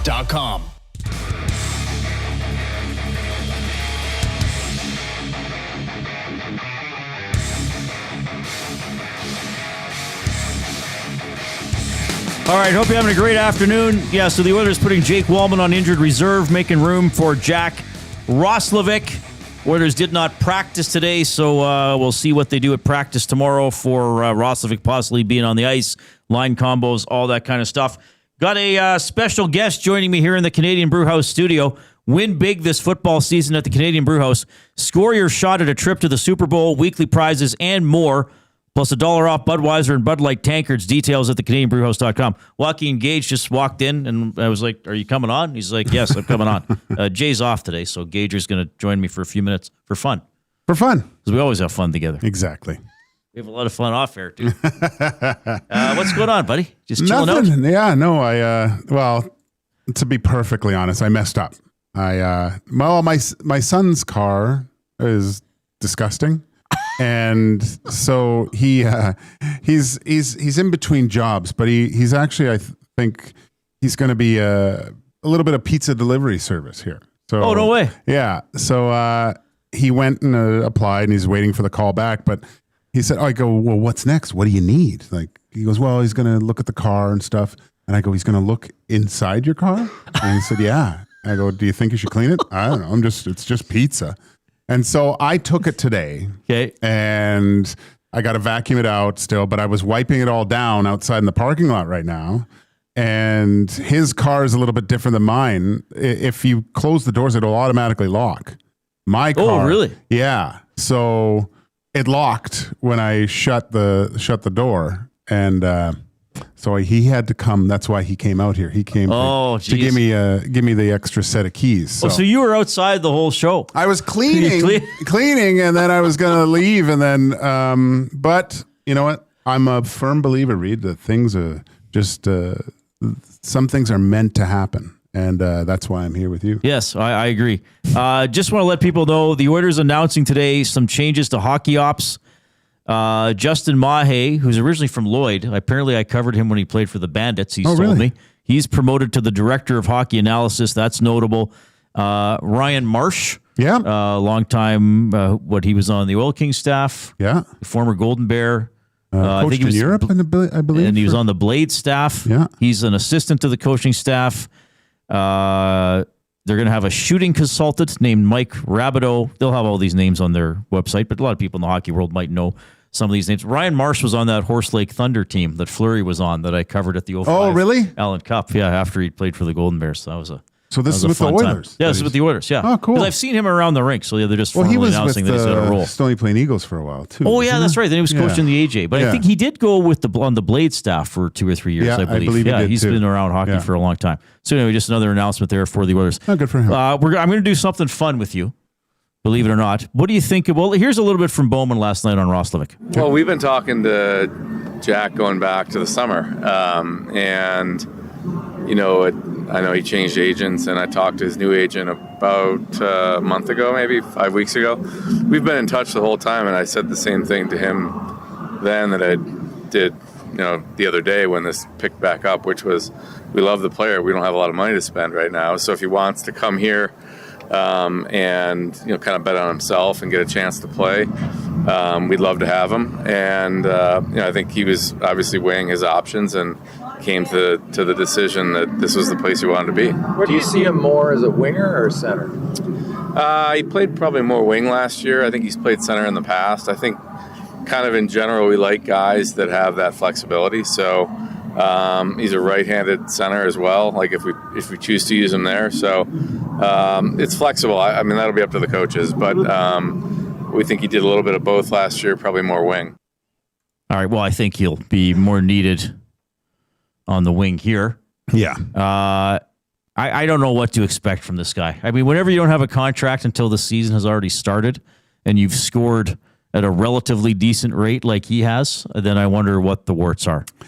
We had Aaron Portsline on our show discussing him in Columbus, and he's the if he were to be on his own team, there'd be a big question mark as the symbol of his jersey, I think, because no one can really figure him out. Because it's a Jekyll and Hyde scenario where some days it's like this guy can do everything, and then all of a sudden you find him as a healthy scratch certain nights. So, but you know, I believe he's 29 years old right now, right? And sometimes there becomes a realization. 29 in January, for an older player that is extremely talented by all accounts and has gotten by with that, but he's got to ask you got to look internally a little bit of why I'm not a consistent. How can I come off a 22 goal season and still be at this point in time looking for work? And maybe that's good. And coming into a situation where it's a very established leadership group, you want to be part of something like that, I think, as a player. Yeah, my expectations are pretty moderate for this player. If he can finish some chances and not be a liability in other areas and play with some sort of consistency, then okay, you got a good price point and you see where you go. But like we've been saying, there, oddly enough, we don't say this often, there's questions about where the goals come from this Oilers team. Now, yes, McDavid could double or even triple the goals he had last year. Yeah. But you still need something else going on. All right, Gager. We do this every Thursday usually. And we're going to do it with you. So I hear have fun. Okay. Have fun. This is a special segment that we call, it even has a theme song called Name the Animal. Will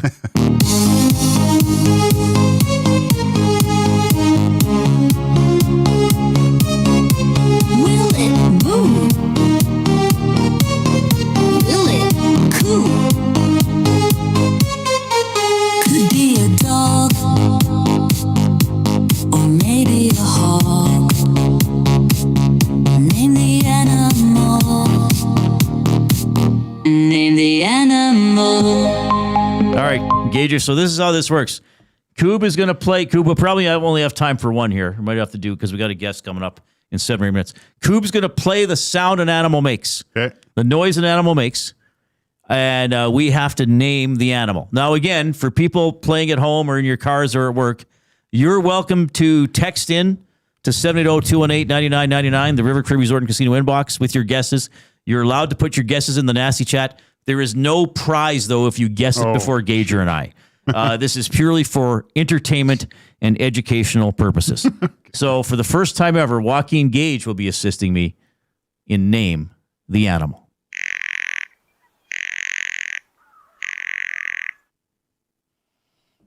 There's the noise, Gager. Did you catch it? Yeah, I got it. So it's difficult, isn't it? Yeah. I'm still taken aback a little bit by the opening number. I think that won back in '88, the Eurovision Awards. It really did. Won Eurovision '88. Yeah. You know, I don't know why. As my first thought is do I say the animal now? We can talk amongst ourselves and then ask him for clues. Well, it's a low croaking. I would describe that as a croaking, right? So you're saying something frog-like? I'm saying amphibian for sure. Yeah, and it struck me as maybe something an insect-like, like cricket, maybe. I don't know if it is, but I like. Yeah. Coop, can we get it again? Yeah. Yeah, that could be something, sitting in a marshy area, just sort of chilling out. Mating call, rubbing the legs together. I try that with my wife. It never works. Okay, so what are you doing? You got to rub something else. That's good. All right, so we can ask a question. Is this Is this animal in or near water at the time of it making that noise? No. No. Okay. Okay. Is it an insect? It is not an insect. So it's not an insect, but it's not in or near the water. Okay. Though I guess it could still be another animal. Right? Well, is it a type of frog or toad? It is not a frog or a toad. Our first instincts destroyed, Gager. Wow. We have made zero progress. Okay. The low croaking. So play it again.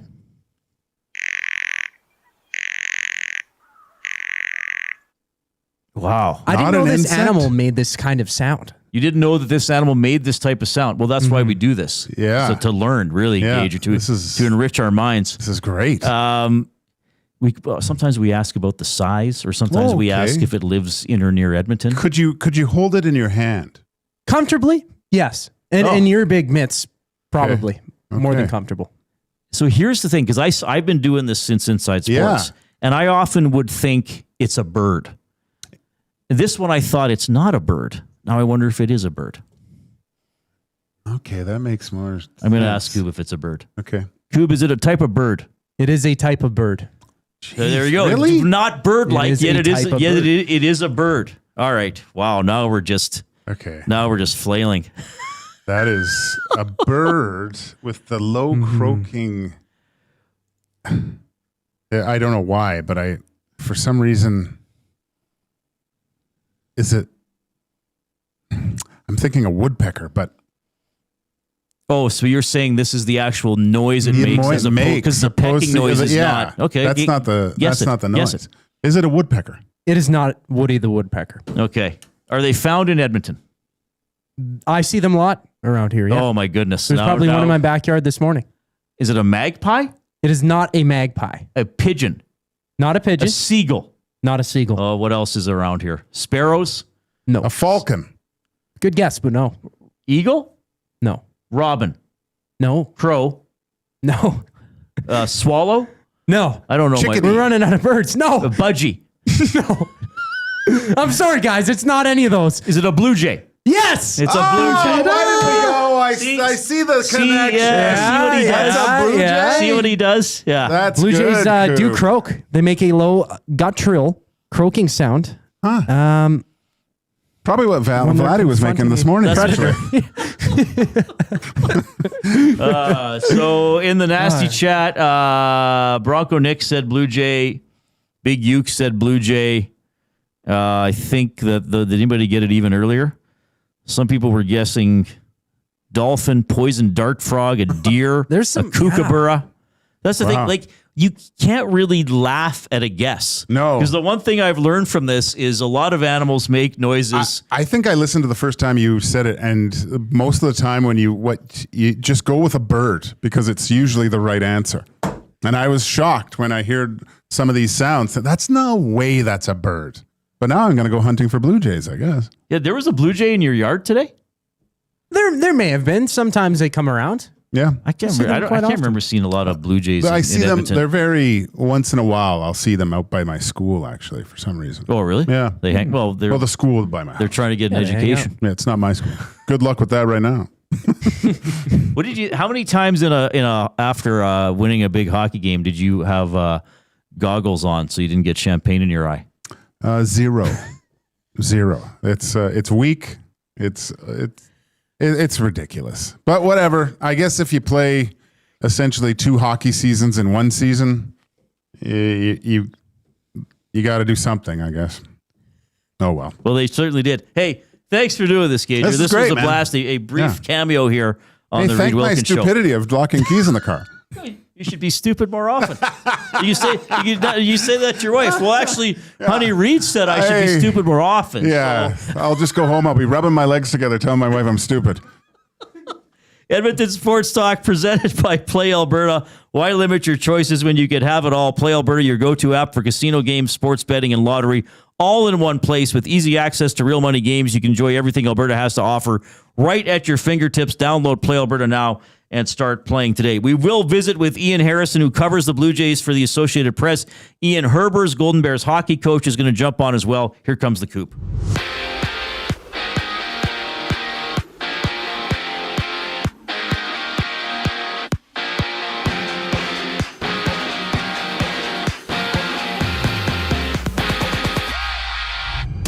The Oilers have placed Jake Wallman on injured reserve. The 29-year-old missed the team's season opener yesterday against the Flames, with the Oilers back in action Saturday against the Canucks. In 14 games dot the NHL slate tonight, Jonathan Toews set to play his first game since April 2023 as the Jets battle the Stars at 6 o'clock. And New York's first overall pick, Matthew Schaefer, makes his NHL debut in Pittsburgh as the Islanders and Penguins drop the puck at 5. In basketball news, LeBron James is out 3 to 4 weeks for the Lakers due to a right sciatica issue.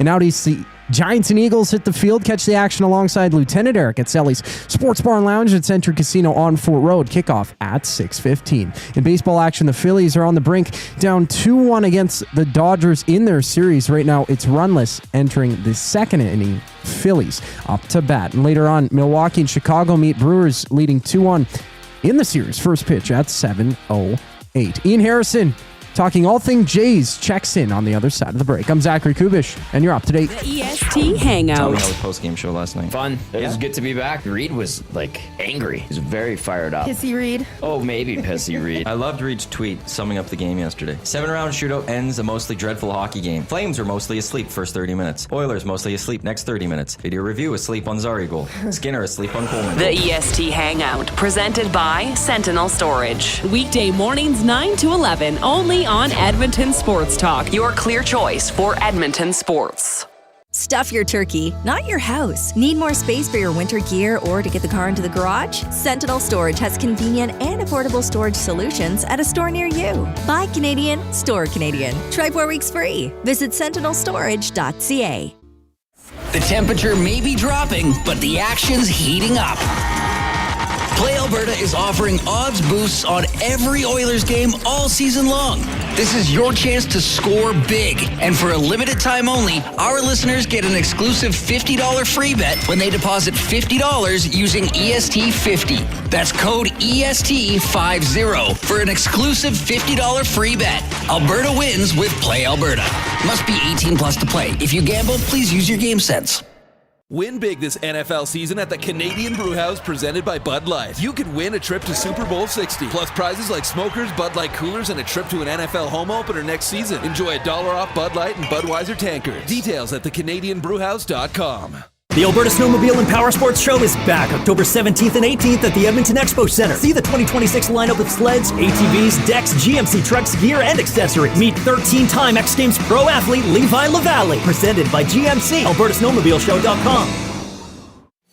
The Oil Stream. To me, it's different than last year when the Oilers had lost the Cup final in 24 and everyone was coming back for last season and the start of it. It almost felt like, oh, we're back. And the cloud had still been lingering over the team and the city after the loss. I don't feel that this year. And I got that sense from the guys in the room. The Oil Stream, presented by Boston Pizza. Monday, Wednesday, and Friday afternoons at noon. Only on Edmonton Sports Talk, your clear choice for Edmonton sports.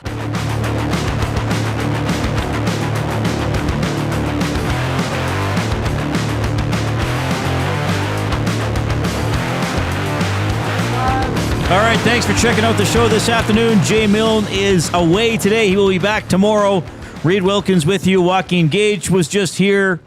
Matthew Iwanyk sat in with me for a bit, having a good time with those guys. Zachary Kubish is at our technical desk. So here's what's coming up on Saturday.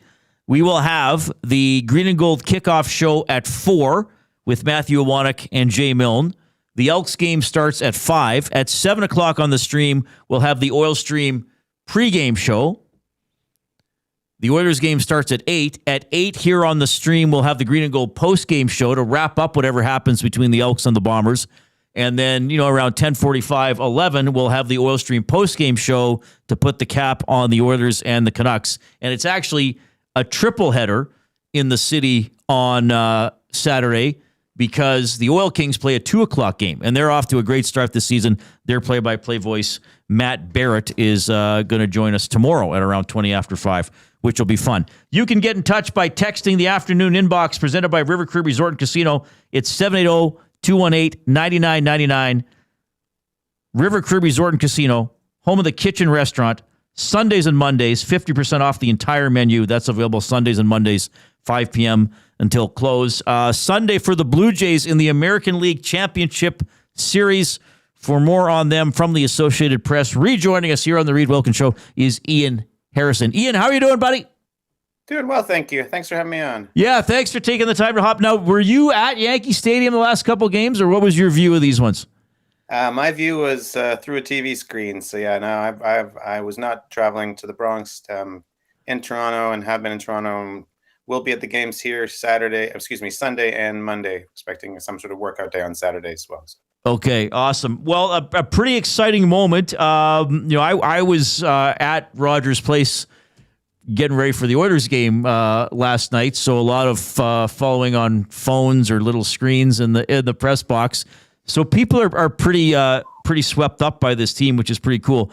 Can you just kind of, if you can narrow it down to 2 or 3, what were the keys for the Jays winning this series ultimately, do you think? Well, the offense was incredible. I'm not sure anybody expected that. I think it was 50 hits, and I can't remember the run total. They pounded them in Toronto, obviously, and scored pretty big run totals in New York as well. So that was a huge key. And then, the pitching, both starting and relief pitching, was pretty good. Obviously, Gosman and Yasavage were really good in their starts. Yasavage in particular setting that Blue Jays postseason record by striking out 11. And then in the bullpen game last night, no pitcher more than 5 outs, but between, I think, 8 of them, they navigated that Yankee lineup, held them to 2 runs. Pretty remarkable job, really, all things considered. I don't think if many Yankee batters saw the same pitcher twice. There's a great tweet out there from the pitching ninja, Rob Friedman, where he overlays all of the different 8 pitchers who threw a pitch with and it ends with the audio for it is the Hoffman strike that ended the game. But you can just see how all these different angles, different sided, arms, different kinds of pitching, different styles, and it just flummoxed the Yankee batters all night. What is this victory? And as you probably know, the rest of the country has an interesting relationship with Toronto because almost everybody hates the Leafs, but the Raptors and the Blue Jays tend to unite people. What's it like being there in the city and the significance of beating a team like the Yankees, who I know haven't won a World Series in 15 or 16 years, but like they're still the Yankees. Does this even add a little extra weight to this victory? I certainly think it does. Even between Detroit or Seattle, you're not going to get a team in the ALCS that measures up to the mystique and the hype and the star power of the Yankees. They're very clearly the most successful team in baseball history. They're out there to win it every single year. They've got a bunch of future Hall of Famers on their roster. The Tigers and Mariners can't really compete in that department. In terms of uniting the country, I had an amusing interaction before the Sunday's Game 2 in Toronto last weekend outside the stadium with a few guys who had flown in for the weekend from Saskatchewan, all 3 guys from small town Saskatchewan who had all joined forces to come to Toronto. And they were hanging out, having a good time with 4 guys who had driven up from Rochester, New York. 3 of these 4 guys were actually Blue Jays fans, and the 4th was a Yankees fan. And just seeing the way that this team had brought people from such diverse locations together. At one point, a guy from New Brunswick dropped by and was we're just talking sports in general, hockey, football, whatever. But just a really fun interaction to see that sort of unifying force that you talked about that you get with the Raptors and Blue Jays that you definitely do not get with Maple Leafs postseason runs. So right. A very different deal. I was born in 1974, so in the 80s, I got to like Gary Carter and Tim Wallach, and then on the other side, Tony Fernandez and George Bell, and got pulled into baseball with some of those, Dave Stieb, Jim Clancy. I could go on and on. Steve Rogers on the other side to accommodate Expos fans as well. Jeff Reardon. Now I've made 4 from each team, so it's equal. And then obviously, the Blue Jays winning those World Series, which was pretty cool. And then I just love that Vladdy's dad played for the Expos. Like, is he elevated in how he's adored in Toronto? Like, even though his dad was an Expo, it's a different city, but is that always going to resonate with that fan base? I think it makes a little bit of a difference, and the fact that he was born in Montreal as well. You know, I mean, I think he clearly identifies as Dominican. He was raised in the Dominican Republic. That's his culture, his ancestry. But yeah, he was born in Canada to a Hall of Fame baseball player whose greatest successes in the game, I think, are broadly associated with his time playing in Montreal. And that, you know, that's a pretty meaningful thing, particularly to fans in Montreal too, who you know, have seen that team move on. There's now a connection to modern day Major League Baseball, to you know, the offspring of a great player, a guy who starred in their city. Yeah, you know, and Vlad is just such an engaging guy too. I mean, you saw his post game cut-ups with David Ortiz there last night. You know, that's who he is. If he's dancing and around the field, chatting up guys at first base. He brings so much joy to the game, as Mark Shapiro referenced when they signed him to that $500 million contract, and how important it is to be joyful in a game where failure is so prevalent. It makes him a really easy guy to cheer for, I think. I mean, his talent does too, obviously, but you know, personality goes a long way, as we know, and Vlad's got personality in spades. Okay, so the roster for the next series, like, do you think they might put a Scherzer on it, like go with another starting pitcher? So maybe they, and again, you said it, the bullpen game went pretty darn well, but is there an adjustment that you might expect to see here? Yeah, so the schedule of games will necessitate a fourth starter here. You're looking at games 1 on Sunday, game 2 Monday, a travel day Tuesday, and then back-to-back games for 3, 4, 5 in the other city. So I think you're going to absolutely need a fourth starter on your roster, and you would presume one or both of Chris Bassett and Max Scherzer will make the cut this time around. I wouldn't rule out the possibility of the Blue Jays going with a bullpen game again if they felt the circumstances called for it, if the matchups were somehow favorable or something wasn't working for them, or if they needed to do a quick hook with somebody, something like that. You know, I think being creative, they've proven a couple of times that it can work like this. It worked yesterday. It worked in that pivotal game against Boston late in the regular season. So, like I say, I wouldn't rule it out, but I do expect to have 4 legitimate starting pitchers on the roster when they name that ALCS roster on Sunday morning. Okay, I'm going to ask you this question because no one who actually plays for the Blue Jays would answer it. Who do you prefer in the next round? Is there a better matchup? So I said a while back that I thought Seattle was the toughest matchup for the Blue Jays. Now, that was when Brian Wu was still healthy. You know, the Mariners maybe not as deep in the pitching department without him, obviously, but still some pretty solid pitching there. Obviously, Tarek Skubal is not to be overlooked in Detroit, but behind him, you don't have the same kind of depth. And, you know, certainly if Detroit advances Friday, having used Skubal in Game 5, then he's not coming back until, you know, Game 3 at the earliest. So it would seem to me on paper that Detroit is probably the easier matchup, a team that kind of struggled quite a bit down the stretch there, threw away that big lead in the Central, which is not really a very competitive division.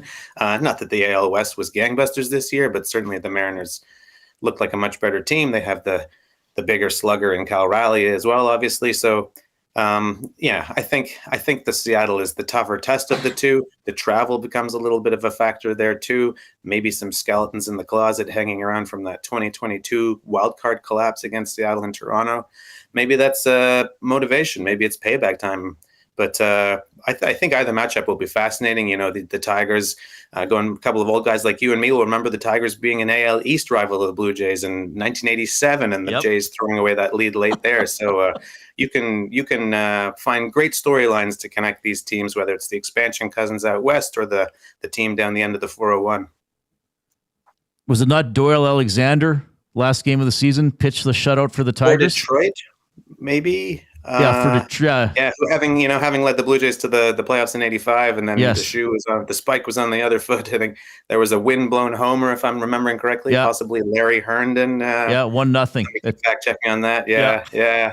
Tony Fernandez, the great Tony Fernandez, late great Tony Fernandez, got knocked out late in that season, you may recall, with a hard slide at second base and landed heavily on his elbow at Old Exhibition Stadium. So, Yes. For old folks, we can remember these days gone by. Yeah, different time for sure. All right, Ian, thanks for being so generous with your time. We love your perspective on the Blue Jays and their into the American League Championship Series. And you were probably trying to have a day off today, so thanks for coming on. We really appreciate it.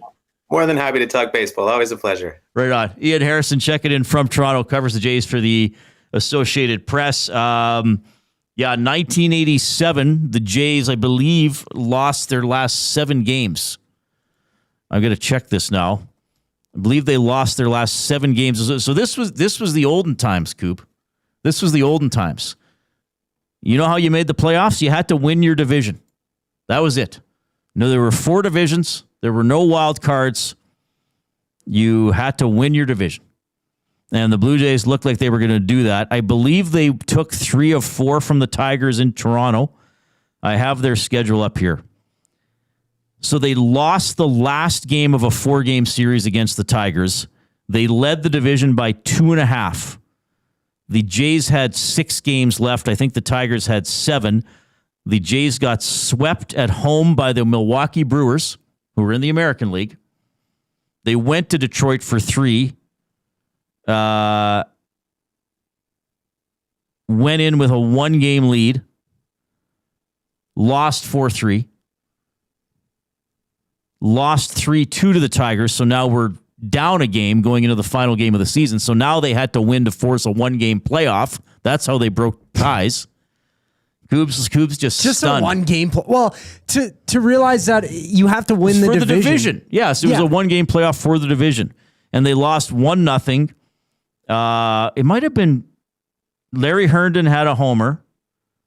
Frank Tanana was the pitcher for the Tigers, not Doyle Alexander. I mixed that up. Both Jimmy Key and Frank Tanana threw complete games. Key only gave up 3 hits. Tanana gave up 6. Tigers won at 1-0. So the Blue Jays collapsed in 87. So they were out. And the Tigers, so who won the World? The Twins won the World Series. Twins beat the Tigers. I think the Twins beat the Cardinals, I want to say. Twins beat the Braves in 91 in one of the best World Series of all time. Now I have to know what happened. And that was still a best of 7, though, in the World Series. Yes. Okay, the 1-game playoff only would have happened if the Jays and Tigers finished tied for the division lead. Then the championship series was a best of 5. Okay? Mm-hmm. So the Tigers... Oh, no, it was up to best of 7 that year. It was best of 5 for a time. They expanded. The Twins beat the Tigers 4-1, and then the Twins beat the Cardinals 4-3. Yeah. And the Cardinals beat the Giants in 7 in the National League Championship Series. Who would have thought you could learn so much about the year 1987 on this show? I know I could. A lot of things happened in 1987. Hula Boy Steve says, and the Twins had onions on their belts, which was the style at the time. Yes, thank you very much, Hula Boy Steve. Hey, that's not that long ago. 1987 onions on their belts. That's from Grandpa Simpson. Got to keep the vampires away, right? Is that what it? No, that's garlic. I think garlic keeps vampires away. Onions keeps humans away. Yeah, well, it stinks. Nobody likes talking to somebody with coffee breath or onion breath. You got to give them a mint. Yeah, exactly. Yeah. So anyway, Blue Jays will play the Tigers or the Mariners in the American League Championship Series. They will have home field advantage. It's a 2-3-2 format, and it will start on Sunday. So good stuff to talk about there with Ian Harrison. All right, coming up to 5 o'clock. You know what? I think we're going to keep rolling our colleagues in. I think Benny's going to come in. Ian Herber's at 5:20. Words of the day still ahead. Here's the 5 o'clock break. 2 guys and a goalie. You put 40% of the blame on that one on Bush. I did. Which I thought kind of reeked of former goalie. Cass, that is former goalie. Hey, is that too much of an old goalie move to put 40% of it on his defenseman? Absolutely, that's too much of a goalie move. That's like 10% Bush. 10? If that. What did he do? It's on now. 2 guys and a goalie, presented by GS Construction. Tuesday and Thursday afternoons at noon, only on Edmonton Sports Talk, your clear choice for Edmonton sports. Looking for quality building materials and friendly advice? Visit us at Windsor Plywood Leduc, family owned and locally run since 1993. From interior materials for doors, flooring, baseboards, and all the finishing touches to all you need for your outdoor projects like cedar lumber for decks and fences, plus all the plywood you'd need. Our full-time on-staff carpenter can help with anything odd-sized or custom, and from domestic hardwoods to exotic selections, we've got you covered. And if we don't have it, we'll track it down for you. Windsor Plywood Leduc. We're the experts you need to know. Weiss Johnson, whoa. Hi, Dennis from Weiss Johnson here, and we're excited to be partnering up with the Nielsen Show and have a special deal exclusive for Nielsen Show listeners. Get 10% off any new Trane furnace, air conditioner, or heat pump installation from now until the end of October. Bundle a furnace with an AC or heat pump and get 25% off the package price. Get your home comfort now for all seasons with Weiss Johnson and Trane. Trane, it's hard to stop a train. Visit wjsportstalk.com today. The Blue Jays are playoff ready. Are you? Store your treasures with Sentinel Storage and create space for watch parties and cheering with friends. Sentinel Storage, official storage provider of the Toronto Blue Jays. Try 4 weeks free at sentinelstorage.ca. Running your own small business takes courage, and as it grows, so does your team. That's why Alberta Blue Cross offers health, dental, life, disability, and wellness benefits designed for small businesses, because we know a healthy team means a thriving business. Join over 5,000 Alberta businesses who have chosen us to help their business grow and succeed. Alberta Blue Cross takes care of you and your employees, so you can take care of your business. Visit ab.bluecross.ca to find a plan that's right for you. At Mind360, we invite you to embark on your mental health journey in a safe and comfortable space. Conveniently located in St. Albert, Mind360 has a diverse team of experienced clinicians that offer a broad range of tailored services for children, adults, and families. Furthermore, we are very proud to serve our military, veterans, and first responders. If you're looking for counseling, treatment, or assessment, understand that you are not alone. Contact Mind360 at mind360.ca to book an appointment today.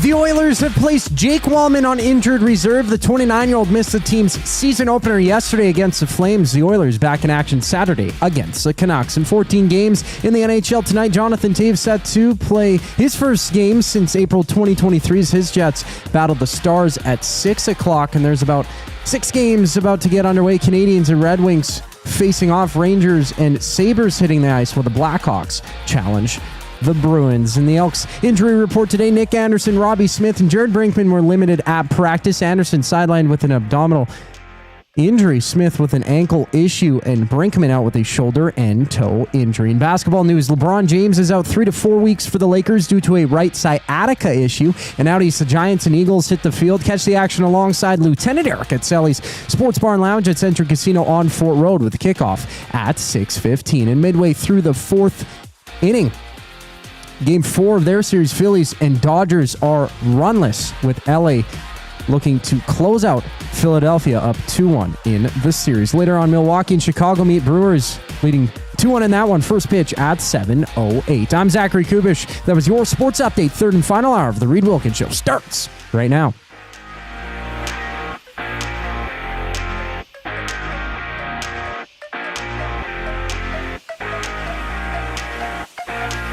Nice to click. Click.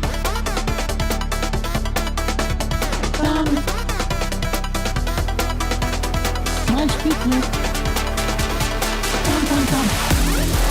All right, there's the Thumb Click remix as put together by Zachary Kubish. If you're taking us in on YouTube, we need 24 thumbs to get to 100 for the show. That'd be pretty good. Don't be a pleasure delayer. Get in there and click the thumbs up. If you already have, you can click share and email or text the show link to somebody else and say, hey, check these guys out.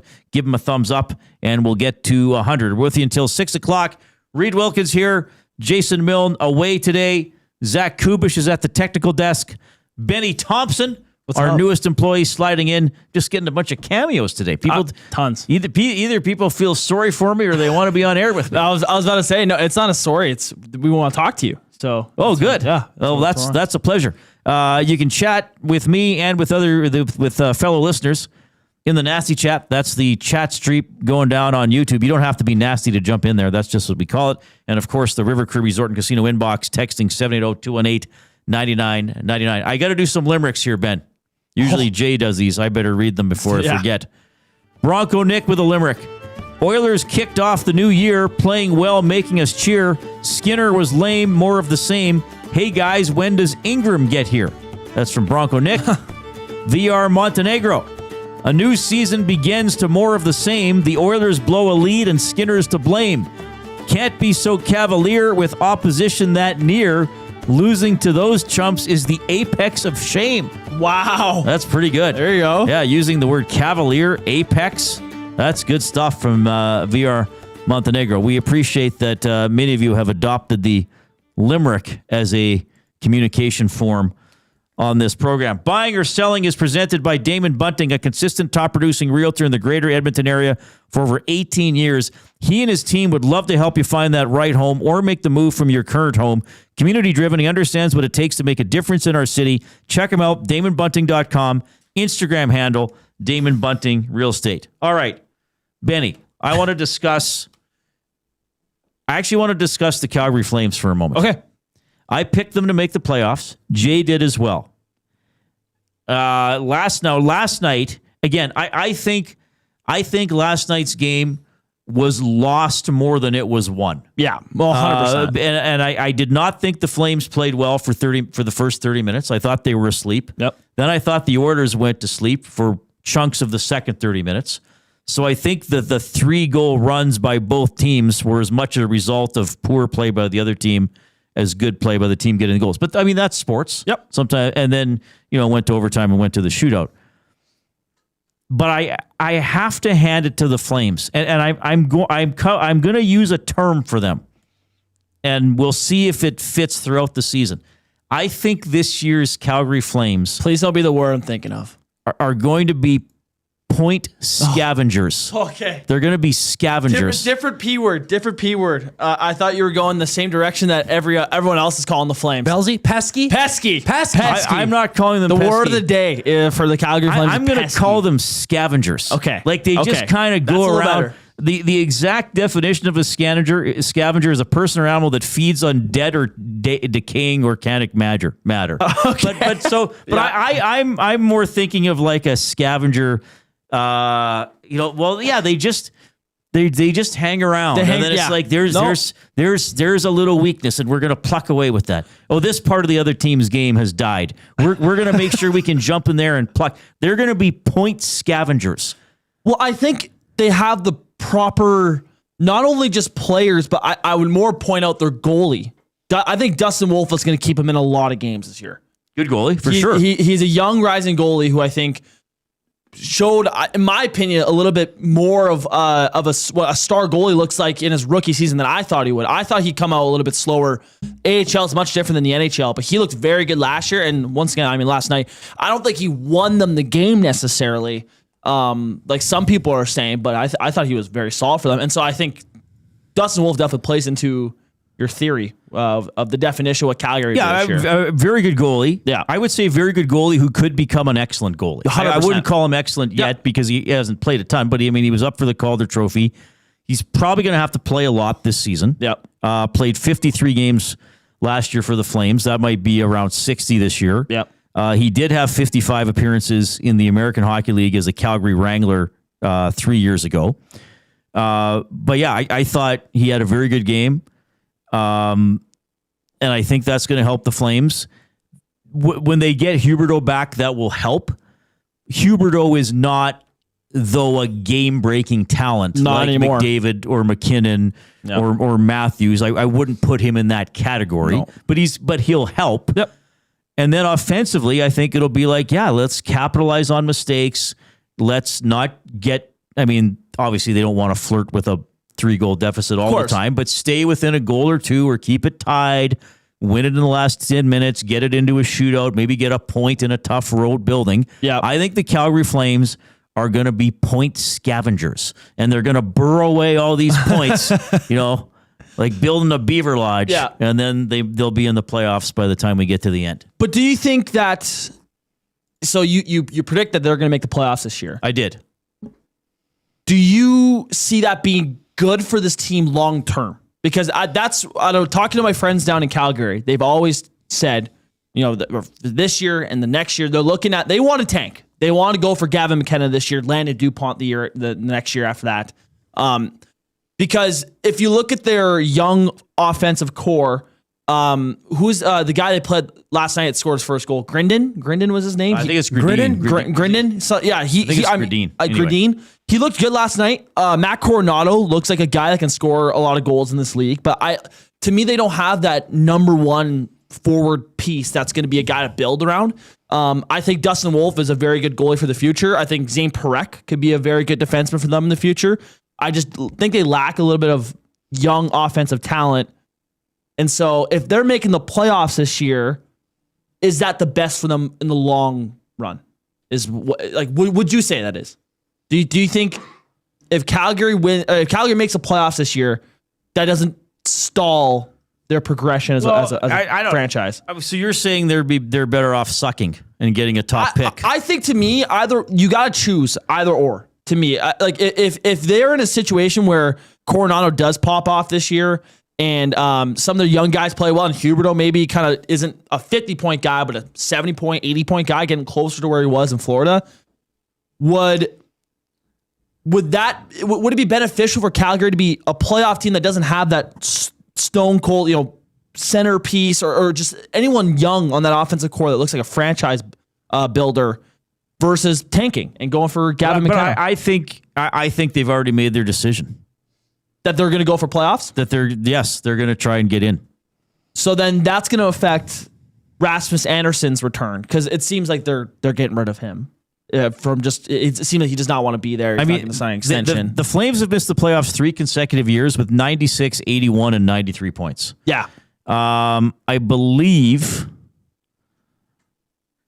they had a relatively decent shot in the Matthews draft lottery. Yeah. I'm just looking back to that. Because 2016 draft lottery. They picked 6, and guess who they got with that pick? What were their odds? They had an 8.5% chance of getting the first pick. Edmonton had 13.5%. Toronto had 20%. Yeah. Well, right. That was the year they took Kachuk. Sorry, I wasn't ignoring you. No. I was looking at the odds. Yeah. Side note, I wanted that to happen. I wanted Calgary to get Matthews. Like, could you imagine what that would have done for the BOA? That would have been awesome. Yeah. That would have been awesome. I mean, Toronto it's not like it's a bad place to go in terms of like rivalry purposes. Like, everyone hates Toronto for the most part around the hockey world, except Toronto fans. So for him to go there, like, obviously it's not the Battle of Alberta. But here's what I think. I think Calgary thinks they're building around Wolf. Okay. Yeah. So if they think the goalie's a centerpiece, that's a pretty good centerpiece to have. Yep. Now, they're going to have other things, of course. But I don't think that they've never really taken that approach. And quite frankly, the Oilers didn't take that approach. They just kept screwing up and sucking. Yeah. Like, most teams don't want to be bad for a long, long time. The Oilers sort of lived with it for a couple of years and then thought they were going to get better. The plan was never built a good team around Hall and Nugent Hopkins. The plan was Eberle, Hall, and Nuge to be that team. Right. And then, Nuge still here, but right. But that's what I'm saying. They failed, and yeah. Right. So anyway, I just think Calgary, they're going to be point scavengers. Interesting. They're going to swoop in and pick up some dead flesh from another team, and that's how they're going to get their points throughout the season. I don't mind it. I have them lower this year. I think the Ducks can be maybe a little bit. I don't have them making playoffs necessarily, but I think the Ducks can take a step this year, and they could be a similar-ish team where they're snagging points, they're hanging in games longer than they probably should. A top team takes them lightly one night. They beat up on them. Like, I could see the Ducks doing that, but yeah, I don't mind. I mean, we saw with Calgary last night, that was a team that hung around. They looked sleepy in the first half of the game, and then all of a sudden, ice tilts a little bit, and they took advantage of it. Yeah, they jumped on the Oilers, going to sleep a little bit. Yep. And that's the thing. I don't know if the Flames will be a team that can really push it offensively. Yeah, 100%. But maybe they stay within range and they jump on errors. I mean, look, I said this last night. The first half of the game, I wasn't questioning if the Flames were going to score last night. I was questioning if they were going to score a goal this season. It was hilarious. I was jotting down notes last night, and for the first half of the game, I'm going, I don't have like a Calgary Flame note here. I'm like, am I just looking through an Oilers lens too much here, or has Calgary not generate anything? It was no, they didn't generate. And I mean, the Oilers, were efficient moving the puck up the ice and all that kind of stuff. But I do think the Flames are going to be an interesting team to watch. I think that I didn't have the Canucks in the play. I mean, I sometimes with my predictions, I just go out on a limb for the fun of it. I did put the Ducks in, and then I'll throw in Quenneville Coach of the Year as a bonus prediction for everybody out there. Well, I'll be I know you're waiting for that. Yeah, but I think Vancouver is going to be interesting. We'll see if they kind of have a culture shift.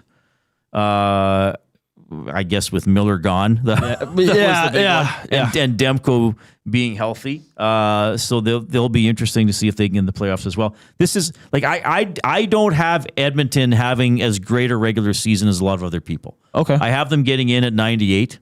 Most people have them. They had 99 last year, right? 101. 101. Right? 101. They hit 100-point mark last game. So that's right. I mean, I do think the Oilers will make the playoffs. I think they're going to be tough spells, because I think the schedule's tough in a couple points. And like I've been saying, there's a lack of a goal. Maybe a lack of goals up front, and then we have to see how Skinner plays. Right. So those it's interesting. The defense core to me is the strength of the team. I agree. Some people at this office don't agree. I'm with you on that one. I truly believe like this Oilers D core is easily the best of McDavid era. But if you everyone wants to point out okay, this NHL team's D-core looks good. The majority of teams, I'm talking less than a handful of teams have 6 defensemen that everyone can point out oh yeah, I know that guy. I'm telling you, if you look through everyone else's NHL D-cores, there's that guy doesn't really have NHL experience. That guy's still in the league. All that you look through every team, that's the case. So. And I understand the Oilers played Regula last night and Emberson, who both don't have a whole lot of NHL experience. Regula's better than Emberson, and he's better than Stetson. I agree, 100%. I thought he looked pretty solid last night. Yes. I thought he could play a pretty solid 6D-man role. Emberson will come out when Wallman's healthy if everybody else is healthy. I certainly hope so. I think. Yeah. So, and here's what's happening with Wallman. He's been put on injured reserve, and I'll just read what Puckpedia posted on Twitter earlier today. The Oilers put Wallman on injured reserve, which frees a roster spot for newly signed Roslovic. Wallman would be eligible to be activated from injured reserve at any time. Nice. If Wallman is activated and Roslovic is on the roster, one other player would need to come off going to injured reserve or to the minors to be at 23 players.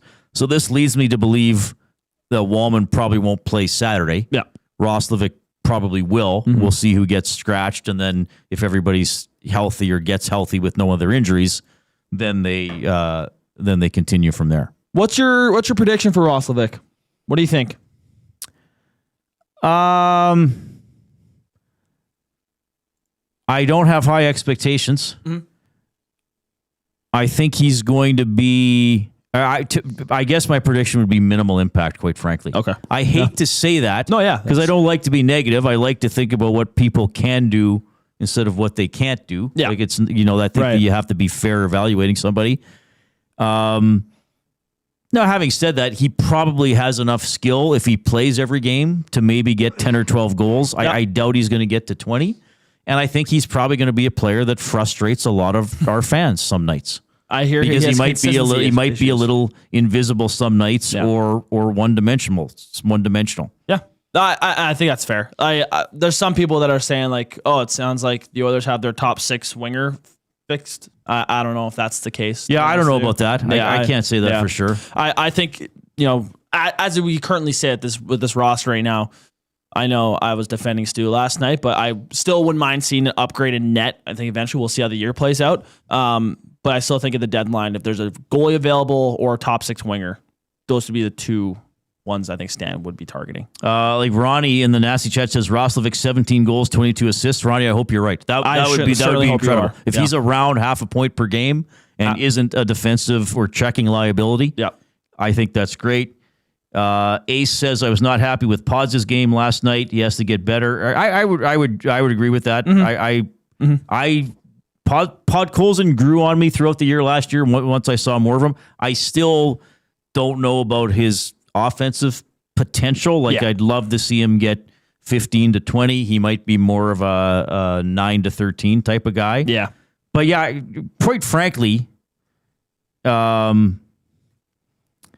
I don't know how many Oilers players if I were evaluating them, that I was happy with last night. I mean, McDavid and Draisaitl did their thing. Frederick did. I mean, Mangiapane, I guess, was pretty. I thought Nuge had a pretty good game. I thought Nuge was. But some of the other guys, you're saying, okay, they got to find a role or step up. I don't know. Yeah. Tomasek, I guess. Okay. Yep. Yeah, there was guys last night.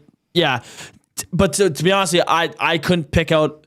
I feel like the Oilers didn't have someone that really stood out, but also didn't have someone that really stood out in a bad way. Like, to me, like, I can't, like, there's guys you'd want to see more from, of course, but like there was no guy where you're like, holy, that guy was bad last night. No, there was nobody looked overmatched. Yeah. I mean, Skinner made a huge mistake, obviously. Of course, but I thought everything around that. But it was just, to me, it was like kind of a bland game. Yeah. But again, by both teams. It was like, who's going to who's going to goof up less? Yeah.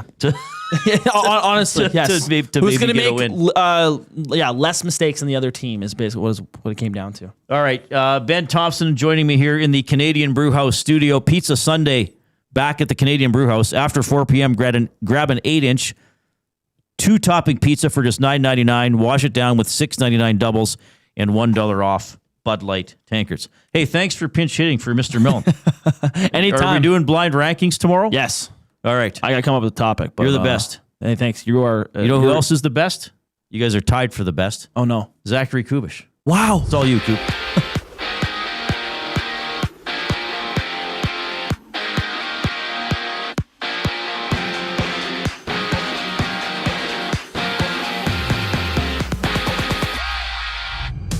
.29-year-old Jake Wallman has been placed on the injured reserve by the Oilers. He missed last night's season opener for Edmonton against Calgary, with the Oilers back in action Saturday against the Canucks. And right now in the NHL, 6 games are live. Evgeny Malkin has the Penguins up 1-0 on the power play as they're against the Islanders about 5 minutes into the game. And Casey Middlestat has Boston up on the board 1-0 against the Blackhawks 7 minutes into action. Victor Arvidsson and Pavel Zacha with the assists. For the Elks, Nick Anderson, Jared Brinkman, and Robbie Smith were limited today at practice. Smith with an ankle issue, Anderson with an abdominal injury, while Brinkman was sidelined with a shoulder and toe issue. Thursday Night Football, the Giants and Eagles duke it out. Join Lieutenant Eric at Sally's Sports Bar and Lounge at Century Casino on Fort Road for the action kickoff at 6:15. In basketball news, LeBron James is out 3 to 4 weeks for the Lakers due to a right sciatica issue, and there's a pair of Game 4s in the MLB midway through the 5th between LA and Philly. It's runless. Will Smith up to bat for the Dodgers, with Philly trailing 2-1 in the series. After that, the Brewers and Cubs hit the field. Milwaukee leading 2-1 with first pitch at 7:08. The hockey talk continues. Ian Herbers, head coach of the Golden Bears hockey team, checks in on the other side of the break. I'm Zachary Kubish, and you're up to date. EST Afternoons. Aaron Portzline from The Athletic. You watched him for many years in Columbus. What can you tell us about Jack Roslovic? Talented enough to be maddening at times because you know that it's in there. He's very inconsistent. There are times where 20, 30 game stretches where he looks like he can really be a difference maker. It's almost always followed by weeks where you're scratching your head. EST Afternoons, weekday afternoons 1 to 3, only on Edmonton Sports Talk. Your clear choice for Edmonton sports. The temperature may be dropping, but the action's heating up. Play Alberta is offering odds boosts on every Oilers game all season long. This is your chance to score big. And for a limited time only, our listeners get an exclusive $50 free bet when they deposit $50 using EST50. That's code EST50 for an exclusive $50 free bet. Alberta wins with Play Alberta. Must be 18 plus to play. If you gamble, please use your game sense. It's wing showdown time at the Canadian Brewhouse. Creamy street corn goes head-to-head with Mexican chili lime. Two bold flavors battling for your taste buds. Grab them anytime, or just 69 cents every Wing Wednesday. The Canadian Brewhouse. Our house is your house. River Cree Resort and Casino and K97 present Nazareth, the Canadian Farewell Tour. Live in the venue. Second show at it October 19th due to the huge response. Nazareth tickets at rivercreeresort.com. Stuff your turkey, not your house. Need more space for your winter gear or to get the car into the garage? Sentinel Storage has convenient and affordable storage solutions at a store near you. Buy Canadian, store Canadian. Try 4 weeks free. Visit sentinelstorage.ca.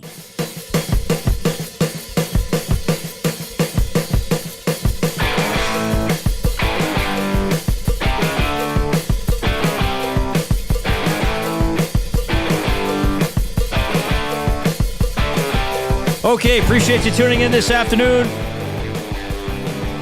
Reid Wilkins Show with Jason Milne. Jay Milne will be back tomorrow as we take you into the weekend. We'll tee up the Oilers and the Canucks. We'll tee up the Elks and the Bombers. Big game coming up on Saturday on Play Alberta Field at Commonwealth Stadium. What else do we have? Oil Kings playing Saturday, and the U of A Golden Bears hockey team in action. Always love talking to this guy. Man, oh man, we've known each other a while now. It's Ian Herbers, the head coach of the U of A Golden Bears. Ian, how are you doing? Good, Reid. Thank you. Good. Coop, could you kill that echo there for us? Thanks for doing this. Always love talking to you. I'm going to start here with a question related to what happened last night at Rogers Place, though I'm not going to ask you to comment on that specifically. Do you have shootouts? I can't remember. Do you have shootouts in Canada West regular season? Yeah, we do have shootouts. The thing that's changed, or what was special about ours, we started with 4-on-4 and then played 5 minutes of that. And then if it was still tied, played 5 minutes of 3-on-3. But they've changed it now. So it's just straight to 3-on-3, no goals after 5 minutes. We have our 3 shooters. Okay. Yeah. So it's 3 shooters, just like in the NHL. So Yep. do you know before the game who your 3 shooters are going to be? No. Sometimes we'll have a good idea, but then you've got to leave into somebody's hot playing well. Somebody might get injured, somebody might not be doing, so things change. You have an idea who your 3 are going to be, but usually have a list of 5 guys that you'd draw to, 6 guys that you'd be very comfortable putting in a situation. Okay, because I asked Knobloch that after the game last night, because it went 8, and I said, do you actually rank them 1 to 18? I was pretty sure he wouldn't, but he said, no, we know 3. And I guess on a team like the Oilers, it's pretty easy to know your 3. And then he said, we kind of know 6 or 7. And then after that, you got to go by feel. So you sort of think the same way Knobloch would have then in terms of the length of the shootout and the planning. Yeah, it's been rare that it goes that long. So you're usually not thinking that far. You want to shoot first. For me, that's our philosophy. Shoot first, put them in a bad spot, score right away, make them chase you. It's been a while since we've been in a shootout, so that's something I always need to rethink and before a game and stuff like that. And we probably should do a few more shootout practices. Okay, well, I've referenced that because even going back to when you were on the Oilers coaching staff, which, Todd was the head coach, and since then, you'll do a shootout drill at the end of the practice, and like it looks like it's fun, but the coaches are always watching, right? Because you guys use Letestu in a shootout, and I assume some of that's based on what you see them do in these drills. Yeah, it's what they do on the ice, what they do in that one-on-one situation, but there's a lot of pre-scout with goaltenders and what are their strengths. So the NHL guys are looking at goalies and what they've done on their past shootout, and then also shooters. So it's a lot of pre-scout work. A lot of work's done ahead of time, especially at the NHL level. Okay. Well, the 3-on-3 overtime obviously has been great, and I knew Canada West had the 2 periods. I didn't know you'd gone straight to the 3-on-3. So get to the fun stuff, right? Yeah, that's it. I like the 3-on-3 quite a bit. All right. Big changes in the hockey landscape, with the NCAA rules and the effect on Major Junior, and then there's an effect on that on U Sports in Canada West. What happened with your roster after, since last year, and is that some fallout from some of the changes that we've seen? Yeah, it was kind of a little bit of everything. We had a great recruiting class the year before, brought in some very talented players. 7 or 8 of them ended up signing NCAA contracts or going to NCAA schools this summer. We had 3 that graduated, Prokop, Florchuk, and Prezuzzo. And then we had 2 guys that had European passports and then got offered great deals in DEL and in Slovakia or Slovenia. So great offers for them. The situation was right for them to take those opportunities. So it left us a little bit short on that front, where we thought we had a team that was going to be winning championships for the next 2, 3, 4 years. We had to rebuild again this summer, and we had to pick up players from Junior A, from NCAA, coming back from pro, a couple guys that came over from Europe.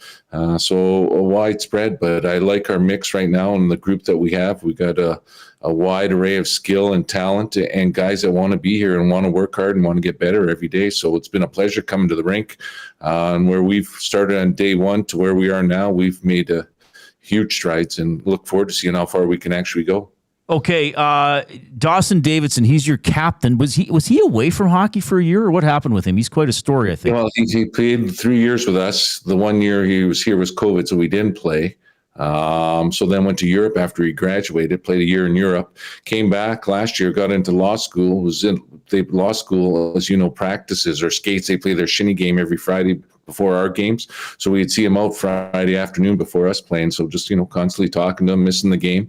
He wanted to come back and play. He had 1 more year of eligibility, was excited at the end of our season last year when we had all our optional skates. He was out every day working on his game, getting back into game shape. Was one of our leaders off the ice during the summer here, had all the skates, getting better, improving. And he's been, his teammates voted him team captain started this year, just the way he's come out and just been dynamic where he left off. And probably, obviously a little bit better because he appreciates it more, loves it a little bit more, realizes all the good stuff that happens at the U of A and the U of A program, and then has a year of experience in Europe. Okay. Ian Herber's Golden Bears hockey coach joining us this afternoon. So you started with 2 against, was it Trinity Western? Yep. Okay. And what's coming up this weekend? Home and home with McEwen. Zach always does a good job with his team. They're always well prepared. They play us hard, big team, block a lot of shots, play a very detailed game. Try and capitalize on their mistakes. So we've got to play a smart game, be good on specialty teams, and use speed and get pucks and play most of the game, hopefully in their zone, and keep the game simple. When we do that, we've been effective. This year, when we've tried to play a skill, high risk game, we haven't been very good. So our guys are starting to figure that out and buying into that identity. And we had a good weekend last weekend. All right. So tomorrow's game is at Claire Drake, and then okay, wait a minute. So tomorrow, the Oil Kings play at 2 at Rogers Place. You play McEwen 5 on Saturday at the DCA. Yeah. So someone could actually watch a triple header of hockey downtown on Saturday if they wanted to. There you go. And then get some baseball in between on your phone or right. TVs. And okay. few other things. Okay. Well, that's a lot of fun. All right, Ian, love having you on the show. All the best this weekend against McEwen. That's going to be a great home and home series. And, of course, we'll be featuring you and your players throughout the season here. Really appreciate the update. Take care, my man. Great. Thanks, Reid. Thanks for having me on. Ian Herber's head coach of the U of A Golden Bears. So tomorrow at 7, it's at Claire Drake against McEwen. Saturday at 5, it's at the Downtown Community Arena against McEwen. And the Golden Bears already out of the gate with a couple of victories over Trinity Western. So good to talk to Ian. Yeah, big changes for them. He talked about players going to the NCAA, talked about players going to Europe, getting some players back. Dawson Davidson, their captain. But I think everybody knows Golden Bears, great hockey to go watch at Claire Drake Arena. So they are off and skating for another season. All right, Coob, should we do we should do a little Elks look that I promised here. Okay. The perfect weekend? The perfect weekend for the Elks. Jay and I have been talking about this. So, again, the standings are BC 9-7. They have clinched a playoff spot. The Elks cannot pass the BC Lions, but they still play them and would like to beat them. Calgary and Winnipeg are both 8-7. Edmonton is 6-9. Okay? So the Elks got some work to do here. It is still possible for them to win the season series against both the Bombers and the Stampeders, and therefore have the tiebreaker. To do that, they'd have to beat Winnipeg by 2 touchdowns or more this weekend, and then beat Calgary in the final game of the season. So the perfect weekend for the Elks. Quite frankly, tomorrow's game, Toronto-Saskatchewan, does not matter. Okay, Toronto could still finish ahead of the Elks, but Toronto can't get. There's going to be a Western crossover, so really it doesn't. I guess it matters in the overall standings or draft position. I guess you'd lean towards Saskatchewan winning, but really for Elks playoff chances, that game doesn't matter.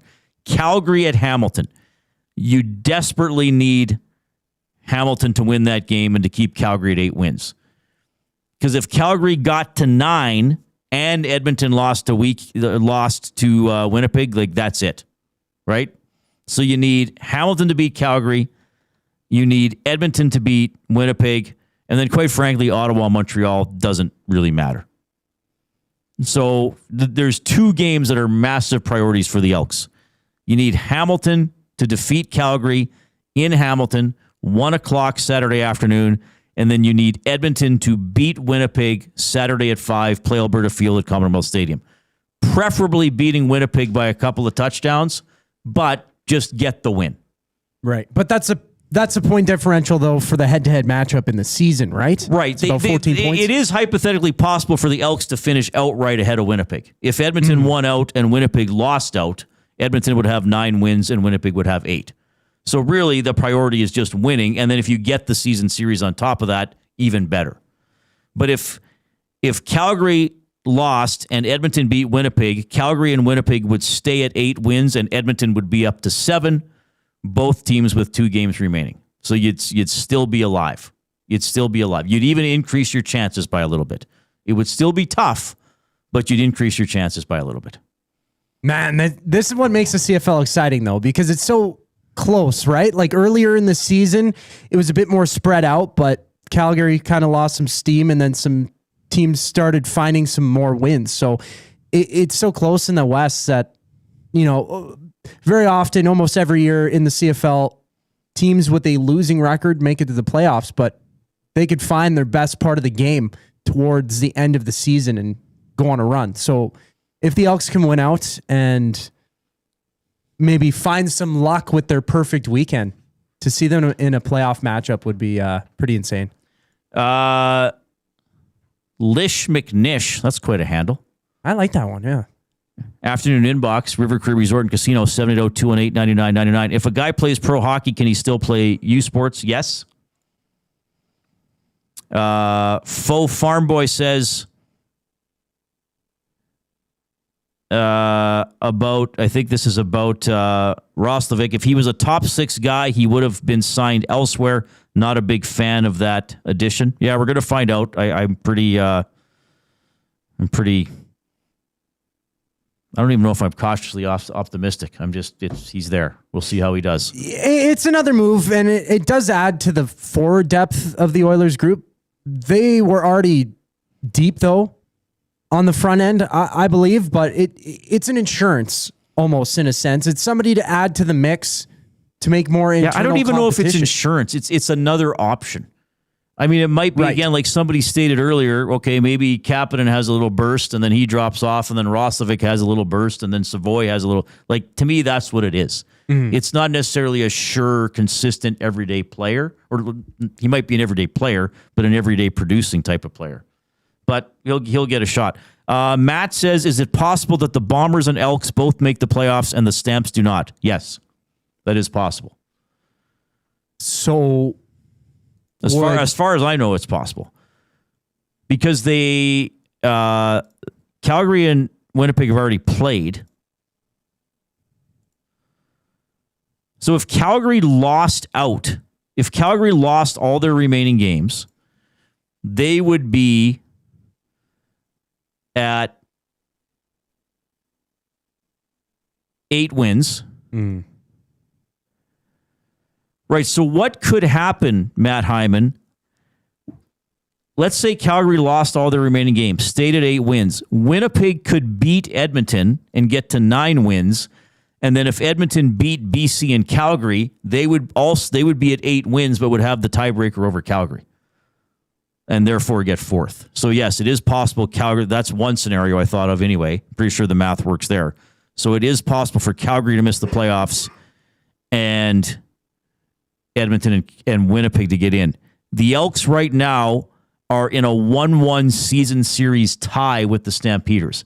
The Stamps have the point differential, but they are going to play a third time. So unless that game ends in a tie, somebody will have the season series 2-1.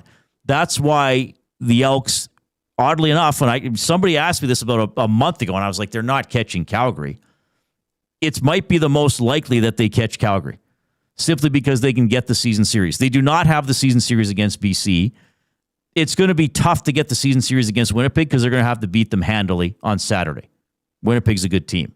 So really, the best thing for the Elks might be Calgary keeps losing, the Elks win one of their next 2 games, and then it's for fourth place at Commonwealth at the end of the month.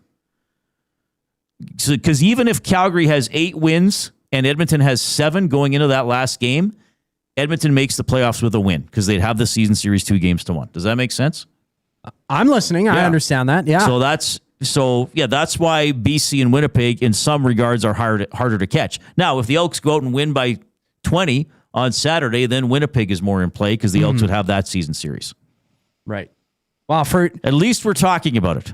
Well, for a team in Calgary that was looked at as perhaps the best team in the league, kind of losing their massive drop off, huge drop off in the second half. Like after Labor Day, that matchup down in Calgary, which was a fantastic game for the Elks. Like they're on the rematch here, the Elks won. Oh yeah, sorry. Yeah, well, Calgary even then beat the them. pushback. Calgary had a pretty handy win in Labor Day, and then the Elks returned the favor in the rematch. Right. Yeah. Sorry. And Calgary has not been able to get defensive stops since then. All right, 780-218-9999, the afternoon inbox presented by River Cree Resort and Casino, home of Tap 25 restaurant, where the entire menu is 50% off 7 days a week from 2 to 5 p.m. We got to do words of the day. Do you have another animal? I do. Maybe we'll do another name the animal for fun. He's what? He's in the cage. He's in the cage. We got a caged animal ready to go. Here comes the Coob with the sports update.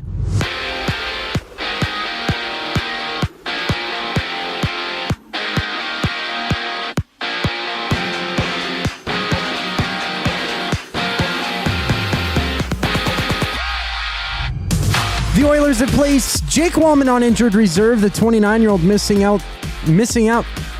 the team's season opener yesterday against the Flames. In NHL action, there's 7 games underway right now. The Canadiens just going up 2-1 over the Red Wings. Oliver Kapanen with his second goal of the season. About 7 minutes left in the first period for that matchup, and the Islanders have tied the Penguins at 1 apiece. Jonathan Drouin with 5.5 minutes left to go in the first period. Dylan Cousins also getting on the board for the Senators.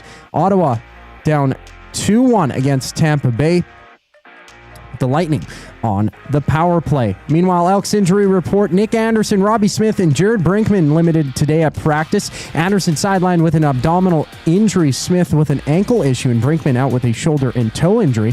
In basketball news, LeBron James is out 3 to 4 weeks for the Lakers due to a right sciatica injury. Now east, the Giants and Eagles hit the field. Catch the action alongside Lieutenant Eric at Selly's Sports Bar and Lounge at Century Casino on Fort Road. Kickoff at 6:15. Bottom of the 6th inning in Game 4 between the Phillies and Dodgers. It's runless. 1 out for the Dodgers. Mookie Betts at bat. And after that, Milwaukee and Chicago get underway. Chicago up against the wall, down 2-1 in the series. First pitch just after 7 o'clock. The Reid Wilkins Show returns following the break. I'm Zachary Kubish, keeping you up to date. The Alberta Snowmobile and Power Sports Show is back October 17th and 18th at the Edmonton Expo Center. See the 2026 lineup of sleds, ATVs, decks, GMC trucks, gear, and accessories. Meet 13-time X Games pro athlete Levi Lavallee. Presented by GMC. AlbertaSnowmobileShow.com.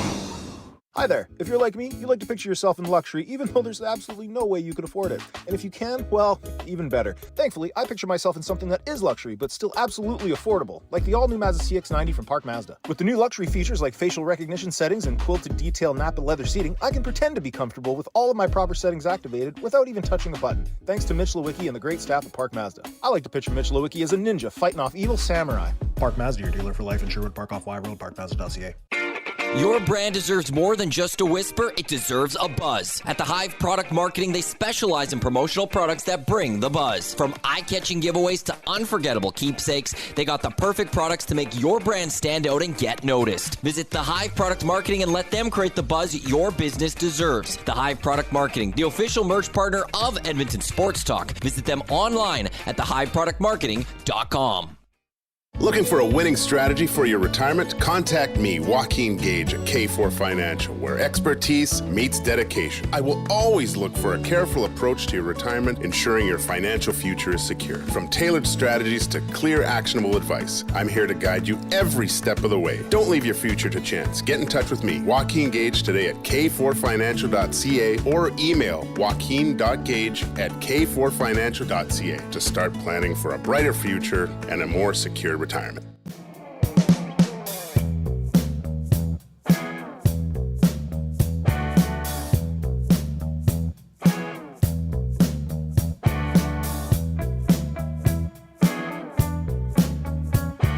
Pleasure to have you tuning in this afternoon. Jay Milne will be back tomorrow. Matthew Iwanyk, Ben Thompson, Joaquin Gage have been kind enough to sit in with me over the course of the show. You heard from Ian Harrison, who covers the Blue Jays for Associated Press. They will host Game 1 of the ALCS on Sunday. Ian Herbers, Golden Bears hockey coach, was on the video feed a few minutes ago as they have a home-and-home, an intra-city home-and-home with McEwen coming up Friday at Claire Drake and Saturday at the downtown community arena. The Oilers did not practice today. They have put Jake Wallman on injured reserve. This will allow them to have Jack Roslovic on the active roster, so we'll see how they are deployed at practice tomorrow. Oilers against the Canucks Saturday at 8 at Rogers Place. We'll have the Oil Stream pregame show at 7, postgame show after the game. Also on Saturday, we'll have the Green and Gold kickoff show at 4, Green and Gold postgame show right after the Elks Bombers, right around 8 o'clock. So going to be a pretty fun day here in the city of Edmonton. And like I said, the Bears playing McEwen. Oil Kings have a 2 o'clock game on Saturday. So a lot of things to follow. Edmonton Sports Talk, presented by Play Alberta, your home for online gaming excitement, featuring casino games, live dealer action, lottery, instants, and sports betting. Now with the new Play Alberta app, you can take the fun with you anywhere. Download the app or sign up today at playalberta.ca. All right. David Tomasek had an assist last night, took a couple of penalties, but an interesting debut for the 29-year-old in the National Hockey League. Here's Oilers head coach Chris Knobloch. Yeah, overall, I thought a pretty good game. I thought our power play was good, and I thought he had a lot to do with that. Overall, that so-called fourth line had many scoring chances. You know, I thought overall they played really well, especially early in the game. And, you know, all three of them had solid games. So, you know, I was very happy with his game. I'd just like to take out the penalty. All right. Yeah. Probably one of the more dangerous Oilers last night in the shootout loss to the Calgary Flames. Somebody just posted about this in the Nasty Chat. Who put it in? Was it Matt? Did you see this about the nail clippings coop? Just found a story online. Scientists at the University of Calgary say they are looking for toenail clippings for a study looking into radon gas exposure and potential lung cancer risk. They're hoping to recruit up to 10,000 people from all over Canada to test their homes for radon and collect and send in their toenail clippings to be analyzed for a national study aimed at expanding criteria for lung cancer screening. Isn't this fascinating?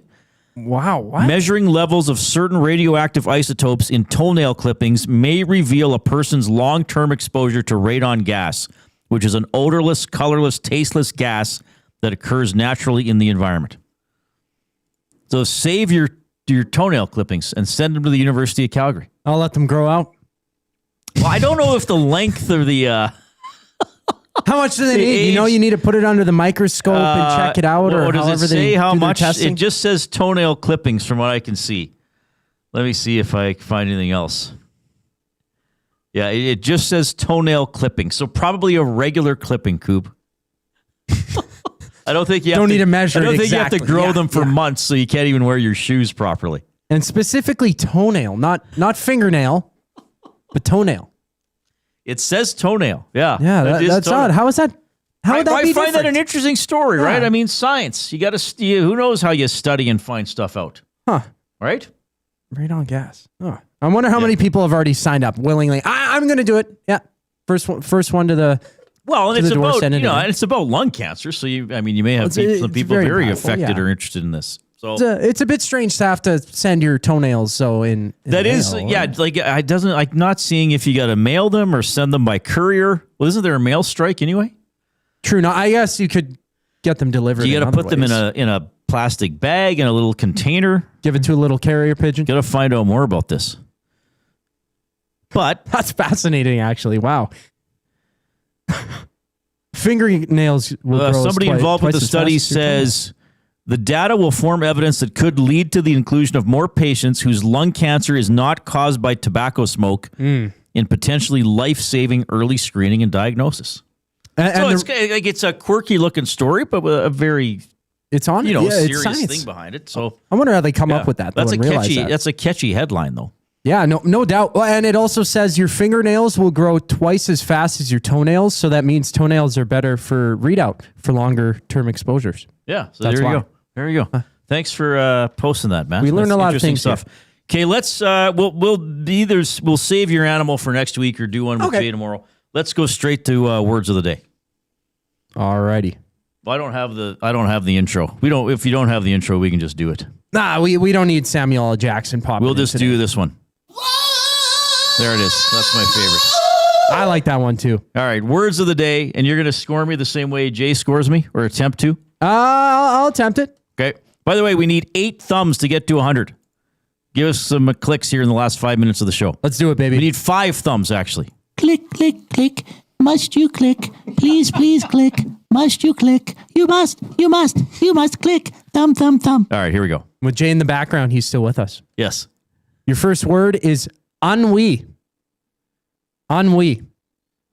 Pretty sure it's French. If it's what I'm thinking you're saying, I think it's, ennui. ENNUI.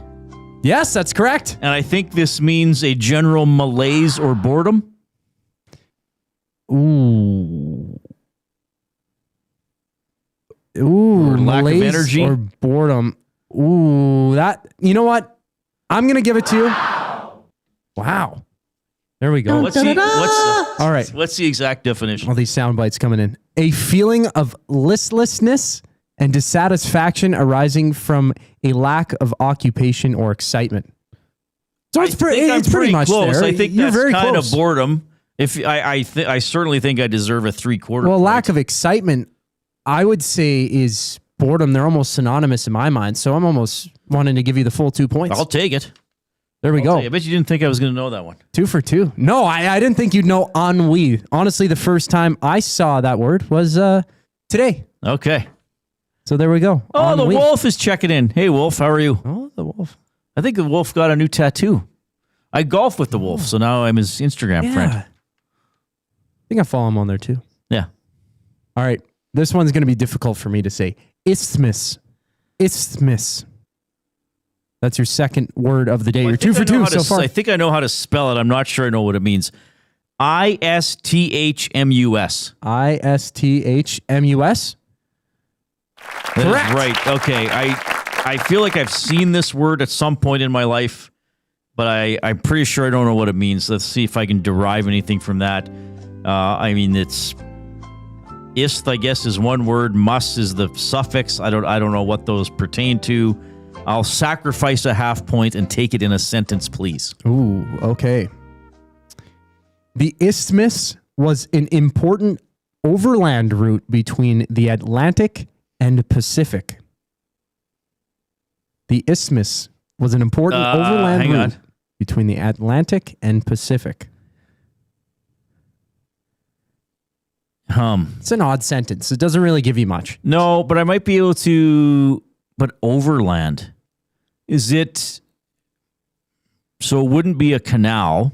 It wouldn't be a land. It could be some sort of a. Okay, is it a narrow area of land dividing two oceans? Oh, dividing two bodies of water. Dividing two bodies. You know what? I'm going to give you full points on that. Darn tootin'. That's close enough. Well, still taking the half point off, of course. The half point. 3.5 out of 4. Now, it's a narrow strip of land with sea on either side. It forms a link between two larger areas of land. Right. Not between, you said water, but between land. I'm pretty sure that's what you're trying to convey there. But you said between the Atlantic and the Pacific. That's a sentence is gay. Okay. This is from Oxford Languages, whatever Google. Say the definition again. A narrow strip of land with sea on either side. With water. Water on either side. It forms a link between two larger areas of land. Right. So there's two larger areas of land, and then there's a thin strip of land joining them, and there's water on either side. A little walking path. So that would be... like parts of Central America would be pretty narrow with the two bodies of water on either side. So I figured it out. Wow. You got it. Took it and ran with it. 3.5 out of 4, baby. Pretty good. And I give you hard words each time. Pretty good for someone who's just making it up as he goes every day. Ennui. Okay. Yeah, I was not filled with ennui during this show. Hopefully the audience was not either. Hey, thanks to everybody who tuned in, texted in, posted in the Nasty Chat. We love speaking with you. We love hearing from you. So the live programming resumes at 6:04 a.m. with the Nielsen Show on all our digital streams. Plus, the Nielsen Show is on 95.7 Cruise FM as a bonus way to get the show. Jay Milne returns tomorrow. It'll be good to have him back. On behalf of Zach Kubish, I'm Reid Wilkins. Take care, everybody.